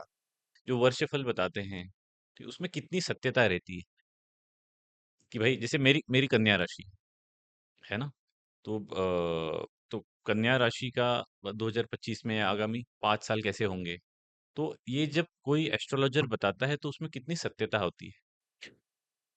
इसमें ऐसा है कि वो साधारण बात कर रहे हैं, हाँ। पर सच्चाई तो मतलब वो गलत नहीं कह रहे हैं, हाँ। पर सच में जब आप उसको अपने ऊपर अप्लाई करोगे, उस चीज जो बता रहे हैं वो वही काम आएगी। जहां आप अपनी कुंडली दिखाओगे कि आपकी कुंडली में कन्या राशि है तो वो किस स्थान पे बैठी है, किस नक्षत्र में बैठी है, वो तो आपकी कुंडली देख के ही बोल पाएंगे। तो मैंने एक रील भी बनाई थी इसमें। अच्छा। मैंने ऐसा कहा था कि भाई मेष राशि वालों को इस महीने ऐसा करना चाहिए, तो ये मत सोचो, दिमाग मत लगाओ। हाँ। आपको जिज्ञासा है अपने बारे में जानने के लिए, आप अच्छे एस्ट्रोलॉजर के पास जाइए, अपनी जन्म कुंडली सामने रखिए, फिर उसका आप जो भी वो प्रेडिक्शन दे रहे हैं आपको, उसको फॉलो करिए। इसने कह दिया कि कोयला बहादुर राहु की दशा चल रही है, प्यूरिफाई हो जाएगा पानी, आपका कुछ नहीं होगा। सही ऐसा है। सही है। मुझे मुझे आपकी बातें बहुत ज़्यादा पट रही है, क्योंकि जिस तरीके का मेरा अध्ययन रहता है, पढ़ाई होती है, तो उस तरह मुझे सही लग रहा है कि आदमी सिर्फ गुरु को सुन के या पुजारी को सुन के या कंटेंट देख के लगे हैं क्रिया करने में, और बोले कि यार कुछ हो नहीं रहा है, जीवन में कुछ नहीं हो रहा है, ना व्यवहारिक जीवन में हो रहा है, ना दिमाग में संतुलन, ना धार्मिक जीवन, तो वो तो कोसों दूर है। वहां तक तो अभी मतलब बहुत दूर है, दिल्ली बहुत दूर बोलते हैं ना, बहुत दूर है, वहां तक पहुंचेंगे ही नहीं, क्योंकि आप तो लगे हैं कुछ तो भी समझ के और चालू कर दिया सही है बस। मार्गदर्शन नहीं मिल रहा है इसलिए व्यक्ति भटक रहा है। ये जो संसार है ना, हाँ, इसको गीता में कहा अशाश्वतम। अशाश्वत है। नहीं, अशाश्वतम का मतलब होता है दुखालय। ये संसार जो है वो दुखालय है। जिस प्रकार से आपको औषालय में औषधि मिलती है, विद्यालय में विद्या मिलती है, इसी प्रकार से इस दुखालय में केवल दुख मिलेगा। आदमी यहाँ पर अगर आया है तो वो केवल और केवल दुख भोगने के लिए ही आया है। चाहे वो भगवान राम है, चाहे वो भगवान कृष्ण है, अगर वो इंसान बन के यहाँ आए हैं तो उनको दुख मिलेगा ही। ये तय है। उस दुख को आप कम कैसे कर सकते हो, घटा कैसे सकते हो, इसके लिए आपको बनाना पड़ेगा गुरु। सच्चा माँ, सच्चा गुरु बनाना पड़ेगा आपको। अभी थोड़ा मुश्किल हो जाता है, पर है। ऐसा नहीं कि सारे गुरु मर गए हैं, अच्छे लोग भी हैं। वो आपको गाइड करेंगे कि भाई ऐसा ऐसा जीवन में आप करिएगा। क्योंकि ये जो कुंडली की एक परिभाषा बताऊं मैं आपको, बहुत सारी बातें मिली जुली हो जाती है, पर कुंडली को बोलते हैं पूर्वार्ध का दर्पण। जन्म कुंडली जो होती है उसको बोलते हैं पूर्वार्ध का दर्पण। पूर्व जन्म का आईना होती है ये। हमने जो जो इस जन्म में किया है वो आपको अगले जन्म में भोगना पड़ेगा, अच्छा या बुरा। क्लियर है। क्लियर है। कब क्या भोगना है, अच्छा या बुरा, वो प्रिडिक्शन होती है एस्ट्रोलॉजी की। दशा अंतर्दशाओं से आपको पता चल जाएगा कि भाई ये इस समय में अच्छा मिलेगा और इस समय में बुरा मिलेगा। अब बुरा मिलेगा तो मिलना ही है फिर तो। पर उसको नहीं ऐसा बदल नहीं है, सकते हैं। बदल तो नहीं सकते। हम्म। पर वही बात आ जाएगी कि फिर भगवान और भक्त कहाँ गया, श्रद्धा विश्वास कहाँ गए। आपके अंदर अगर श्रद्धा है, विश्वास है, तो आप उस बुरे को कुछ तो कम कर लोगे। आपको अगर कह दिया कि यार ये रास्ते पे कांटे बहुत है, तो थोड़ा तो आप दिमाग सतर्क हो जाओगे ना, कि भाई थोड़ा देख के चलूं मैं। कांटे तो चुभ नहीं है तो आंख बंद करके नहीं नहीं जाओगे चल। आप थोड़ा वहां ध्यान पूर्वक जाओगे, भाई थोड़ा बच के जाऊं मैं। और बात वही आ जाएगी कि बच वहीं गए आप, क्योंकि आपको किसी ने गाइड कर दिया था।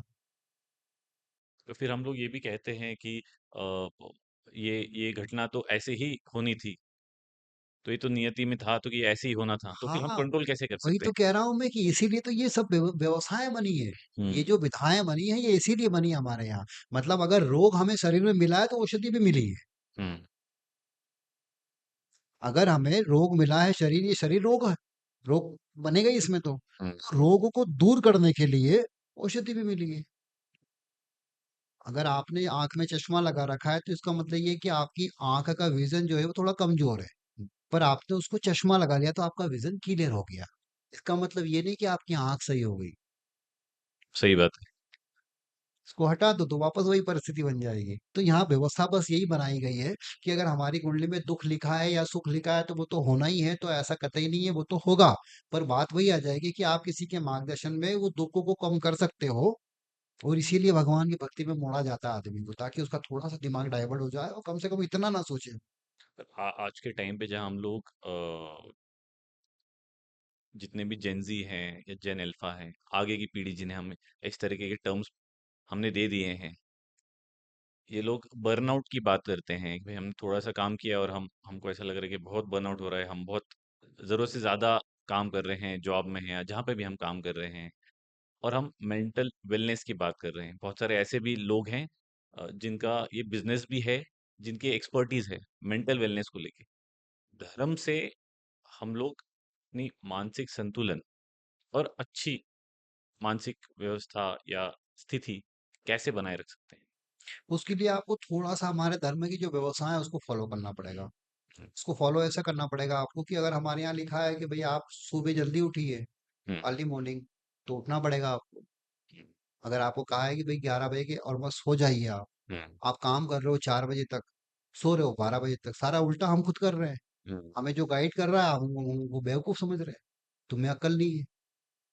व्यवस्थाएं जो बनाई गई है, क्या आज से पहले इंजीनियर नहीं थे क्या? पहले वैद्य भी नहीं थे। वैद्य नहीं थे क्या? पर वो अपने नियम को फॉलो करते थे। हुँ, मतलब बात इतनी सी आ गई है यहाँ पर भगवान कि हम हमारे तरीके से जीवन को जीना चाहते हैं। कहीं कुछ परिवर्तन नहीं आया है, हमारी सोच में परिवर्तन आ गया। हाँ, ये जो भौतिकवादी का युग आया है, ये है, मतलब इसको करना चाहिए, पर पूरी तरीके से इसके ऊपर डिपेंड नहीं होना चाहिए आपको। तो क्या इस तरीके के बेसिक एक रूटीन फ़ॉलो करना चाहिए जिसमें हम धर्म को भी हमारे डेली लाइफ़ में इंक्लूड कर पाएँ? देखो उसके लिए आपको बात वही आ जाएगी कि आपको सवेरे 4 या 5 बजे उठना पड़ेगा और 10:30 11 बजे सोना पड़ेगा। तो आप सारी व्यवस्थाएं करोगे, कोई थका। हम सवेरे 4 बजे से जगे हुए, हम रोज जगते हैं 4:30 बजे, क्योंकि हमने उस व्यवस्थाओं को मतलब समझ लिया। हम 11 बजे बाद जगते ही नहीं, किसी भी परिस्थिति में नहीं जगते। क्या हमें आगे नहीं बढ़ना है क्या? हमारी महत्वाकांक्षाएं नहीं है, हमारे जीवन में एम्बिशियस नहीं है, कुछ भी नहीं है, ऐसा नहीं है सर। हम व्यवस्थाओं को, हम हमारी नींद को त्याग देते हैं, फालतू समय को बर्बाद नहीं करते रात की 11 बजे के बाद। अब इंस्टाग्राम और इस पे हम हाँ, सोशल मीडिया। आदमी जबरदस्ती का दिमाग लगा रहा है, उसको जो करना है वो कर दे रहा है, जो नहीं करना है वो कर रहा है, तो उसका रूटीन तो बिगड़ेगा। और रूटीन बिगड़ेगा तो उसका मानसिक तनाव बढ़ेगा, मानसिक तनाव बढ़ेगा तो वो दिन भर परेशान रहेगा, परेशान रहेगा तो चार को और परेशान करेगा वो। इसलिए इसका सबसे बढ़िया तरीका यही है कि जो हमारी व्यवस्थाएं हैं उसको फॉलो किया जाए। अगर आप सवेरे जल्दी उठोगे, जल्दी सोओगे, तो आपकी सारी व्यवस्थाएं बनेगी, आपका मानसिक स्तर मजबूत रहेगा और आप वो सब हासिल कर पाओगे। एक हमारी टीचर थी, मैं जब 11th में पढ़ता था, एक बायोलॉजी की हमारी मैडम थी। वो कहती थी कि हमने कभी भी रात भर मतलब 10 बजे के बाद पढ़ाई नहीं करी, ऐसा उनका कहना था। और वो हमेशा टॉपर रहती थी अपनी फील्ड में। जब भी उस समय के जो भी प्रतियोगिता परीक्षाएं होती थी उनमें अव्वल रहती थी हमेशा वो। तब इसका मतलब क्या समझे वो? रात में पढ़ाई करने वाला ही आगे निकलेगा, ऐसा कहीं नहीं है। ज़रूरी नहीं है। हमने तो नहीं पढ़ाई करी रात के 10 11 बजे बाद में। मैंने भी नहीं करी। क्या? मेरा भी रूटीन उस तरीके रहता है, 10 बजे के बाद हाँ, ऑटोमेटिकली नींद आती है और बिना हाँ, अलार्म के नींद खुलती है। हाँ, बिना अलार्म की नींद खुलती है। आप अभी आपने जो प्रश्न किया ना कि कैसे इसको व्यवस्थाओं को सुधारा जाए, तो उसका एक ही फंडा बस ये है कि आप अपने जो व्यवस्थाएं हैं, अपने सनातन धर्म की जो संवैधानिक व्यवस्था है हमारी, जो गुरुकुल कल्चर पहले से था, जो अब धूमिल उसी को होते जा रहा फॉलो है। करना है आपको। बस दो काम करना है आपको कि रात को समय पे सोना है और जल्दी उठना है।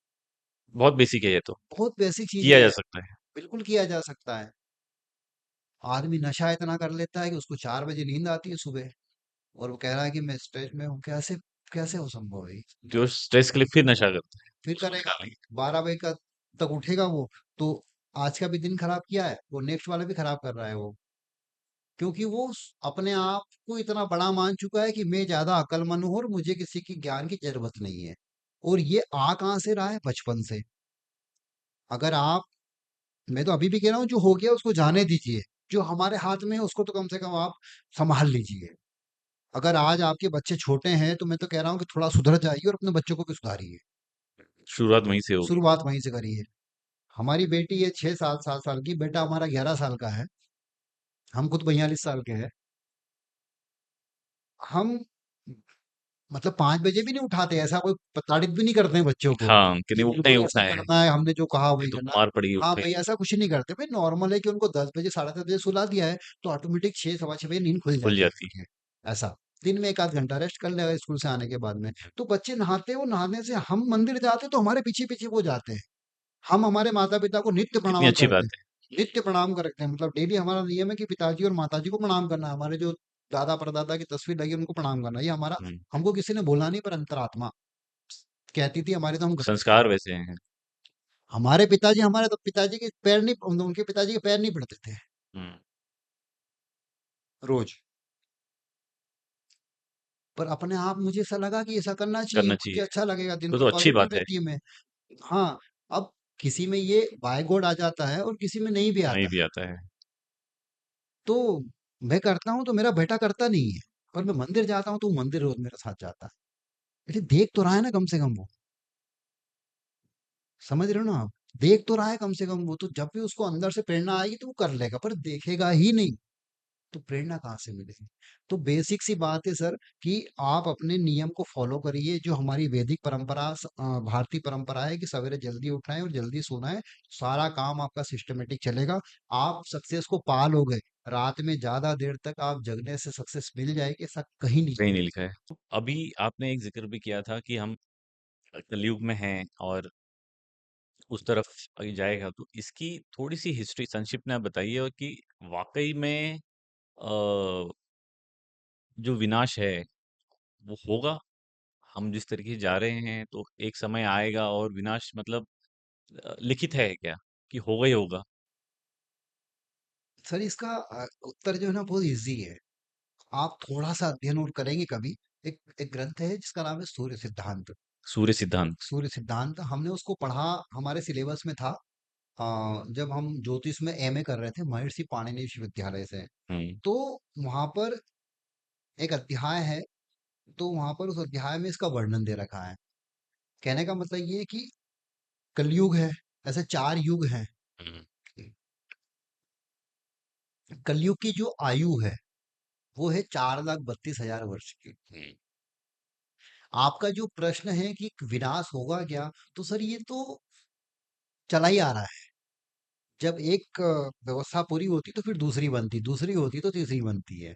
ऐसा जो ब्राह्मण लोग, मतलब इसको मैं बहुत विस्तृत तो क्या बताऊं क्योंकि इसमें विस्तार ही इतना ज्यादा है, पर फिर भी मैं एक छोटी सी बात बोल दूं तो कि कलयुग में जो है अभी माफ करिए, 4,32,000 का कलयुग है। हम्म। 4,32,000 वर्ष में से केवल और केवल 5,126-27 साल निकले हैं अभी, हम्म।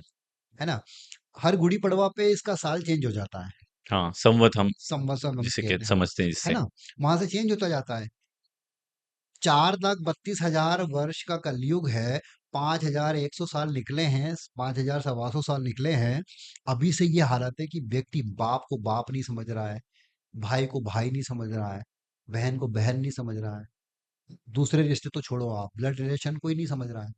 आने वाली परिस्थितियां कैसी होंगी? आज से 100 साल पहले हाइट होती थी 7 साढ़े 7 फीट की, अब नॉर्मल होने लगी है 5 साढ़े 5, कोई कोई 6 फीट का होता है। धीरे पर धीरे वो ये कम होते जा व्यवस्थाएं रहा आएंगी, है ना? व्यवस्थाएं आएंगी। आप अन्यथा मत लीजिएगा, पर बात ये था कि लड़का हो चाहे लड़की हो, वो पर पुरुष या पर स्त्री को स्पर्श नहीं करता था। है। आज तो शादी के पहले आदमी लिव रिलेशनशिप इन में में हो रहा है। लेना इसलिए रखता है कि भाई हम देखते हैं पहले तो क्या व्यवस्थाएं हैं। और लिव इन को भी आजकल हम और कॉमन आजकल बोल तो रहे हैं। इतना गंदा वर्ड यूज करने लगे हैं कि मुझे बोलते हुए शर्म आएगी। मतलब नहीं बोलना चाह रहे हैं, मतलब बता रहे हैं, कहने का मतलब कि व्यवसाय कहाँ से कहाँ बदल गई है। हम्म। ये विनाश ही की ओर है, और ऐसे करके विनाश हो जाएगा, हम्म। फिर नया युग शुरू होगा। कलयुग में 28वां कलयुग चल रहा है, ऐसे 28 कलयुग से 71 कलयुग चलेंगे। संकल्प में बोला जाता है अष्टाविशति युगे कलियुगे, कलियुग का प्रथम चरण। ऐसे 4,32,000 के 28 कलयुग, मतलब 27 कलयुग निकल चुके हैं। और ये कोई मनगढ़ंत बातें नहीं है, ये सब व्यवस्था, मतलब व्यवस्था है पूरी। हाँ, सब प्रमाणित चीजें हैं ये। और इसके लिए मैंने रेफरेंस बताया आपको, सूर्य सिद्धांत आप पढ़ लीजिए उठा के, उसी के आधार पे ये पंचांग वगैरह छपते हैं। एक और बात, उसको विस्तृत तो नहीं कर पाऊंगा मैं। हनुमान चालीसा में एक चौपाई है,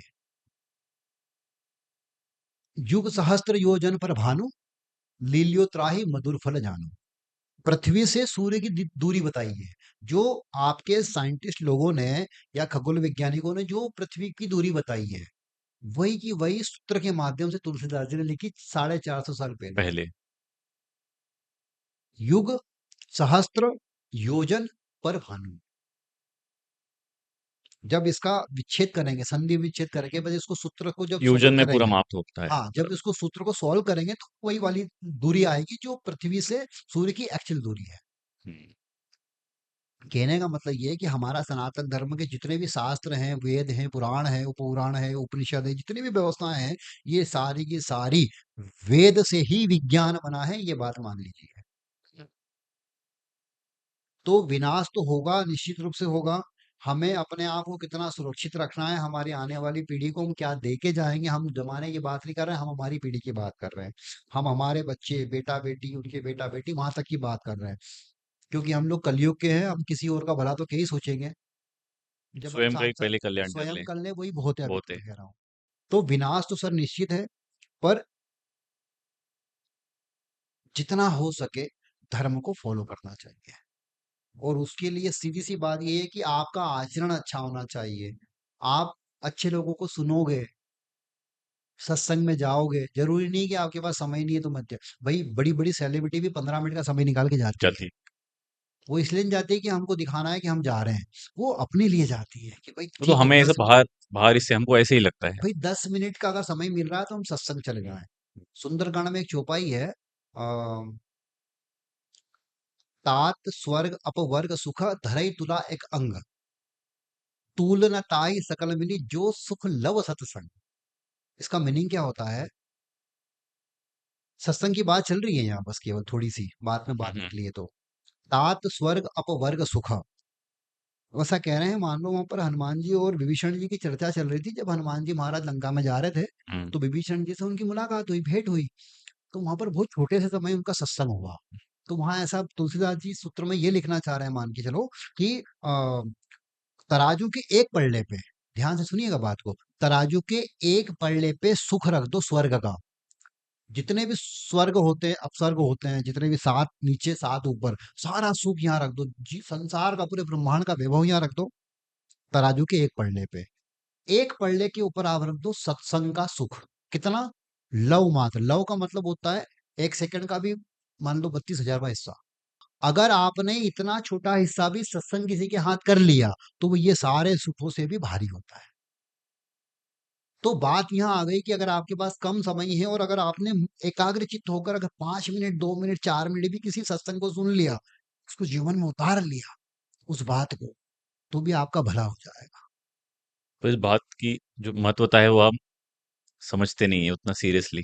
लेते नहीं है आदमी। अभी तो सत्संग की महिमा ये हो गई कि बस बजा दो, 10-20 महिलाएं या तो पुरुष लोग फैशन जाएं। हो गया है कि इवेंट होना चाहिए वो। हाँ, वो इवेंट के रूप में लगे। तो ये सब कहीं न कहीं मुझे लगता है कि जो बड़े लोग हैं, बड़े लोग का मतलब जो धर्मगुरु हैं या जिनकी बातों को लोग मानते हैं, वो लोग कहते भी हैं। और उन लोगों को कहना भी चाहिए कि भाई ये ऐसा पाखंड मत मत करिए, करो। कमर्शियल। जो चीज़ स्वयं के लेवल पे होनी चाहिए वो आप उसको हाँ। बहुत ज़्यादा मार्केटिंग करके वो कर रहे हैं उसको। तो कुल मिला के कलयुग का अंत तो होना है, हुँ। विनाश भी होना है। वापस विनाश के बाद सृष्टि का आरंभ होगा और ये सतत चलता जाएगा और ये चलता आ रहा है। इस विषय में अपने को लंबा नहीं जाना अभी, हुँ, हुँ। पर इतना है कि भाई जितना बन सके हम अपने आचरण को सही कर लें। जीवन में वो सारी व्यवस्थाएं, वो सारी उपलब्धियां आप प्राप्त कर सकते हो, अगर आप सच्चे हो, ईमानदार हो अपने आप के प्रति, और आपके अंदर लगन है मेहनत करने की। यहाँ जितने भी लोग बैठे हैं हम लोग, अगर हम हमारी फील्ड में अगर सच्ची ईमानदारी से सही समय पे सही मार्गदर्शक अगर कोई मिल जाता है और उसको फॉलो करेंगे, एकाग्र चित्त होकर अगर हम लोग अपने उस बारे में सोचेंगे, तो कहीं न कहीं आपको वो चीज़ प्राप्त हो हो गया जाएगी। चाहिए। केवल मिल जाए, मिल जाए, मिल जाए के गुण करने से वो नहीं कुछ नहीं मिलेगी। होगा। क्या?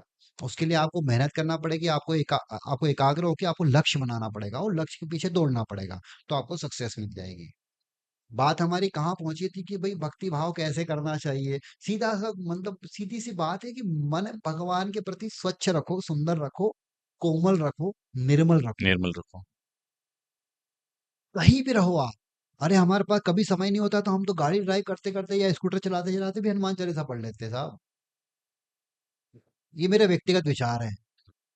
आज नहीं मिला समय मुझे, पर भगवान का भजन तो मुझे करना है। करना था। मैं यहाँ बैठे बैठे 2 मिनट कर लिया, क्या दिक्कत है मैंने उसमें? देखा था, आप ध्यान में थे जब मैं आ रहा था। मतलब मुझे आज नहीं मिला समय, क्योंकि आज मेरी व्यवस्थाएं ऐसी थी कि भाई मैं अपने, क्योंकि मुझे अपना कर्म भी तो करना है ना, जो सांसारिक कर्म है वो, हुँ। कि भाई किसी का पूजन करूंगा तो 2 रुपए देगा मुझे तो मेरा घर चलेगा उससे।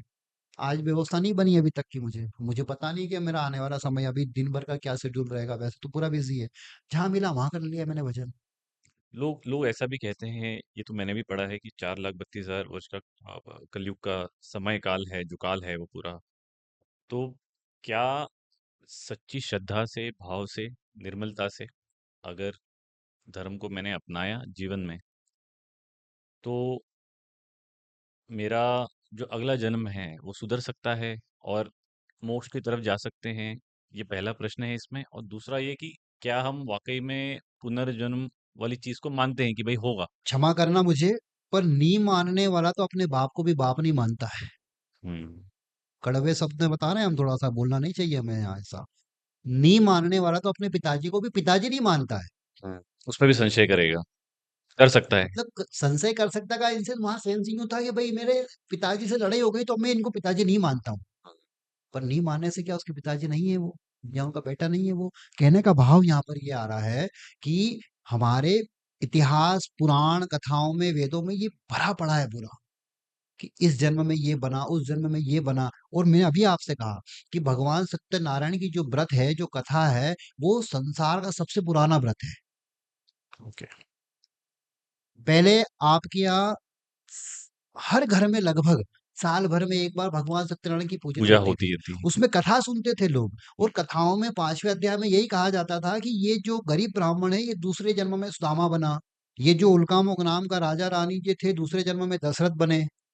ये जो साधु नाम का व्यापारी था ये मोरध्वज बना। ये शास्त्रों में लकड़हारा लिखित है था। ये ये पूरा। सब व्यवस्था है। आपको मानना पड़ेगी ये चीजें। अगर आपकी माँ ने कहा कि ये तेरा बाप है तो मानना पड़ेगा। महाराज आपको वहां देखने नहीं जाओगे आप। कुछ चीजें मानना पड़ती है, और है भी। श्रद्धा पहले जरूरी है। श्रद्धा ही नहीं रखेंगे तो फिर मानेंगे क्यों। फिर तो नहीं मानने वाला तो बात वही आ गई ना कि नहीं मानना तो कुछ भी नहीं मानेंगे। तो हमारे यहाँ पुनर्जन्म होता है हमारे, और हजारों बार छोड़ो लाखों बार प्रमाणित हो चुकी है ये बातें। आपको केवल अध्ययन करने की देर है उसमें। तो आपकी पहली बात का तो यही प्रश्न है कि हमारे यहाँ पुनर्जन्म जन्म को होता मानते है। हैं। और दूसरी बात ये, उसी में दूसरी बात बी नंबर का पॉइंट ये रहता है कि जो हमारी कुंडली है, जन्म कुंडली है, वहां पर अभी मैंने आपसे कहा था कि इसको पूर्वार्थ का दर्पण कहा जाता है, पूर्व जन्म का आईना कहा जाता है। हम्म। वहां लिखा भी रहता है कि पूर्व जन्म कर्म अनुसार न विंशोत्तरी महादशा, ऐसा करके जब हम पत्रिका बनाते हैं तो वहाँ ऐसा लिखा रहता है कि पूर्व जन्म में आप क्या करके आए हो, वो यहाँ पर आपको चार्ट मिल जाएगा। और एक और बात बताऊं इसी में, ये जो इसको नोट कर सकते हो आप लोग, जो हमारी जन्म कुंडली है, बच्चियां अभी हम आए थे जब चर्चा में ऐसी कर रही थी कि भाई समय तारीख नहीं पता है तो क्या हुआ, हम्म। क्या करेगा वो आदमी, हम्म। कैसे दिखाएगा अपना। उसको तो भैया पत्रिका, रिपोर्ट कार्ड तो सही होना चाहिए आपका। बराबर अगर आप मेरे पेट का एक्सरा सामने रखोगे और बोलोगे कि इसका बता दो तो वो संभव नहीं है। पर उसके लिए कुछ तो आधार होना चाहिए। है। हम्म। तो ये जो कुंडली है, ये जो हमारा चार्ट है, ये आकाश मंडल का नक्शा है। जिस समय आप अर्थ पे ऊपर जन्म ले रहे हो, उस समय कौन से ग्रह की कहाँ स्थिति थी वो ये है। और आप मानो हमारा एस्ट्रोलॉजी ऐसा है कि 360 डिग्री का एक सर्कल मान के चलो, पूरे ब्रह्मांड का आ गया उसके अंदर। हम्म। पूरे ब्रह्मांड को लाके यहाँ 12 खानों में कैद कर दिया। ये हमारी, ये एस्ट्रोलॉजी है। ये एस्ट्रोलॉजी की विधा है, विदा है। जिसको हम लोग कुंडली निर्माण कहते हैं। उसके अनुसार आपको पता चल जाएगा। वो विधा है एक, उसको देखने का तरीका होता है। वो विधा वो का नाम कला है ज्योतिष वो। है। हाँ, जो वो उसको विद्या देख है। लेगा वो ज्योतिषी। तो पुनर्जन्म तो होता है, इसके सैकड़ों बार, लाखों बार प्रमाण मिल चुके हैं। तो ये तो होता है। और क्या पूछा था आपने एक और? सच्ची ज्ञान श्रद्धा हाँ, से अगर धर्म को जीवन में अपनाया तो हाँ, क्या मोक्ष की प्राप्ति हो सकती है। हाँ।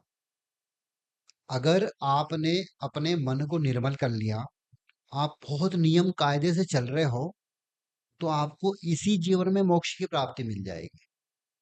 आपको देखना नहीं पड़ेगा मरने के बाद में। तो मतलब मेरा आगे का मतलब जो जन्म मरण का प्रोसेस है हाँ, वो अंत हो जाएगा। अंत होगा। वो भी डिपेंड करता है कि आपने पिछले कितनी बार क्या-क्या किया है।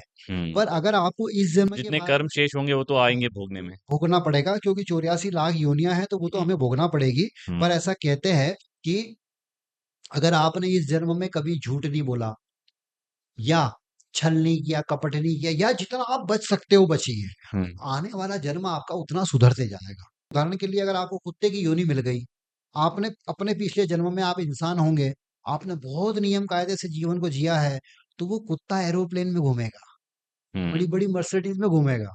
इतना फर्क पड़ जाएगा महाराज। रोड पे मरेगा नहीं वो। समझ रहे हो? बनना उसको स्वान मतलब कुत्ता था, पर उसके अच्छे कर्म के द्वारा वो कुत्ता भी सुख सुविधा प्राप्त कर रहा है। ये हम देखते ही हैं, इतना आमतौर पे फर्क पड़ दिखता ही जाता है। है सर। क्योंकि अगर आपकी 84 लाख योनियां हैं, हमारे यहाँ तो पूरा इसका विधान विधान है है ना? बिल्कुल। कब कितना क्या बनना है आपको। जितना हो सके हम अगले जन्म में मोक्ष को प्राप्त करेंगे, नहीं करेंगे, कहाँ योनि मिलेगी वो तो किसी को पता नहीं होता है। पर जितना हो सके कोशिश यही करिएगा कि इसी जन्म में हम अच्छे से अच्छा बनने का, बनेगा। करने का प्रयास करें। कर्म मुख्य सुधारे बात हमारे। यहाँ पर यही है कि कर्म को सुधार लिया जाए। जो हमारे धर्म के अनुसार हमारी व्यवस्थाएं बनाई गई हैं, बताई गई हैं, उसको फॉलो करने का प्रयास करें। चर्चा को थोड़ा सा क्लोज करने के पहले कुछ जनरल क्वेश्चंस में सवाल आपसे करना चाहूँगा कि हम लोगों ने पूजा के विषय में बात करी, पूजा अर्चना के विषय में बात करी, व्रत के बारे में बहुत डिटेल में बात करी। तो क्या राशि फल के अनुसार कोई एक पूजा करनी चाहिए कि भाई मैं कन्या राशि का हूँ तो ये पूजा कन्या राशि वाले को इस तरीके से करनी चाहिए तो ऐसा हो जाएगा। और अगर मेष राशि का है उसने अगर ये इसको ऐसे किया तो इसका फल उचित नहीं होगा। क्या ऐसा होता है कि भाई राशि स्पेसिफिक पूजा पाठ या व्रत होते हैं? हाँ, बिल्कुल होते हैं ऐसा, और ऐसा करना भी चाहिए, पर इसमें थोड़ा-सा सुधार करने की ज़रूरत है। हम्म। मुझे लगता है कि अगर आपने कहीं से कोई रील सुन ली या किसी के मुख सुन लिया आज की कन्या राशि पे ये होने वाला है, या ये कन्या राशि वाले को, व्यक्ति को ये कमल का फूल आज भगवान को अर्पण कर देना चाहिए। तो मुझे लगता है कि एक बार आप अपनी जन्म कुंडली अच्छे एस्ट्रोलॉजरों को चेक कराइए। उसमें पूछिए कि मेरी कुंडली में मेरे ग्रह नक्षत्र क्या कह रहे हैं कि मुझे क्या करना चाहिए। तो आप सही तरीके से भगवान का पूजन, ध्यान, आराधना करोगे और उसका फल भी मिलेगा। आपने किसी की बात सुन के बस कह दिया, हो सकता है वो चीज़ आपके लिए है ही नहीं। तो मेरा ये मानना है कि आप किसी भी जन्म राशि वाले हो, पूजन तो आपको सभी को करना चाहिए, पर आपको विशेष क्या करना चाहिए, ये जानने के लिए आपको एस्ट्रोलॉजर से कुंडली को दिखाना रहेगा, और दिखाने के बाद में वो आपको जो सजेस्ट करेंगे, वो आप काम करिएगा। ऐसा बिल्कुल भी नहीं है कि कन्या राशि वाले व्यक्ति को यही करना है, मेष राशि वाले व्यक्ति को यही करना करना है। है। यही करना है, वो हमारे लिए उचित है भी कि नहीं है, ये हमें कौन बताएगा? एस्ट्रोलॉजर बताएगा। एस्ट्रोलॉजर बताएगा। और आपको उसके पास जाना पड़ेगा, उससे प्रेडिक्शन पूछना पड़ेगी अपने बारे में, फिर आप उस चीज़ को फ़ॉलो करिएगा। कभी-कभी क्या होता है कि जो नहीं करना है, वो भी हम कर लेते हैं भेड़-चाल के चक्कर में, हम्म। वो उससे और ये बचना है मेरे ख्याल से आपको। अधिकतर ऐसे ही लोग अधिकतर लोग करते करते हैं, और मेरा तो हाथ जोड़कर करबद्ध निवेदन यही रहता है कि भाई पहले आप किसी की सुनी सुनाई बातों को फॉलो एकदम से मत करिए। व्यक्तिगत जब आप खुद करना चाहें वो काम अच्छे या बुरे के लिए, हैं। मतलब अच्छे के लिए ही करता है आदमी तो, पर अपनी व्यवस्था को बस देख लीजिए। अभी कहीं बात हो रही थी हमारी कि भाई अब जन्म राशि को माने हम्म। कि हमारा जो प्रचलित नाम है उसको माने, तो वहां तो गड़बड़ हो जाएगी ना फिर। तो आपका नाम किसको मान मानना लीजिए। चाहिए? हाँ, क्या मानना चाहिए? हाँ वही बता रहा हूँ कि आपका नाम जैसे पुलकित जैन। पुलकित जी। तो पुलकित भैया उसमें ऐसा है ना कि पुलकित के नाम से कन्या राशि बन रही है, ये आपको पता है।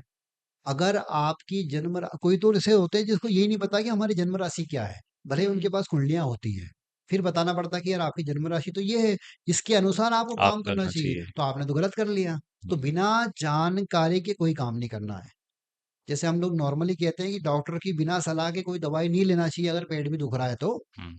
तो वही वाला सीन यहाँ पे फॉलो करना चाहिए कि बिना जानकारी के कोई भी भगवान के प्रयोग नहीं करना चाहिए। वैसे तो भगवान बड़े दयालु है, मन से जो करोगे वो सब स्वीकार है, पर विशेष मनोकामना के लिए कुछ करना चाहे तो पहले सलाह ले लीजिए फिर करिए। उस जो भी व्यक्ति इस हमारी वार्तालाप को सुनेगा देखेगा, तो मुझे लगता है मेरा एक छोटा सा रिक्वेस्ट है, निवेदन है कि आप लोग रामचरितमानस का उत्तरकांड जरूर पढ़िए।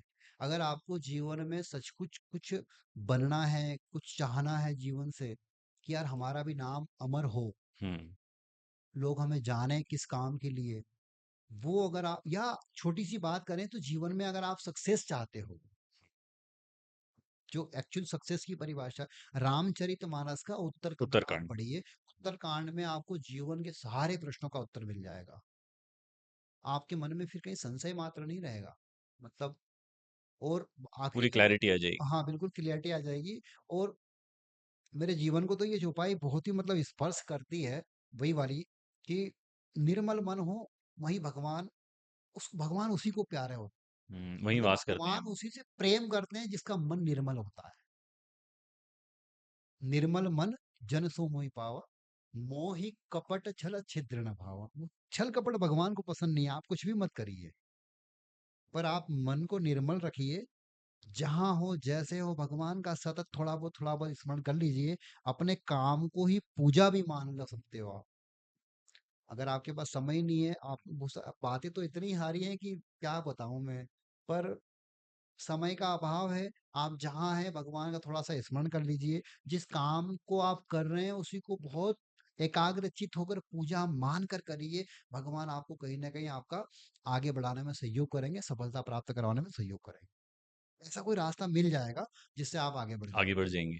बहुत-बहुत धन्यवाद। आज आपने अ, आपका समय निकाला और मेरे ख़्याल से सिर्फ़ मार्गदर्शन नहीं दिया है, जो गलत धारणाएँ हैं, हुँ। उस पे जो चर्चा हुई है, वो भले व्रत को लेके हो, उपवास को लेके हो, वो मेरे ख़्याल से हमने इस थोड़े समय में कोशिश करी है कि उसको हम सही करें और मैं होप करता हूँ, आशा करता हूँ कि जो भी लोग इसको सुनेंगे और आपकी बातों को समझेंगे और खुद से अपना अवलोकन करेंगे और थोड़ा जो आपने कहा है कि आप पढ़ें, उत्तरकांड पढ़ें, रामचरितमानस का और अध्ययन करें खुद से।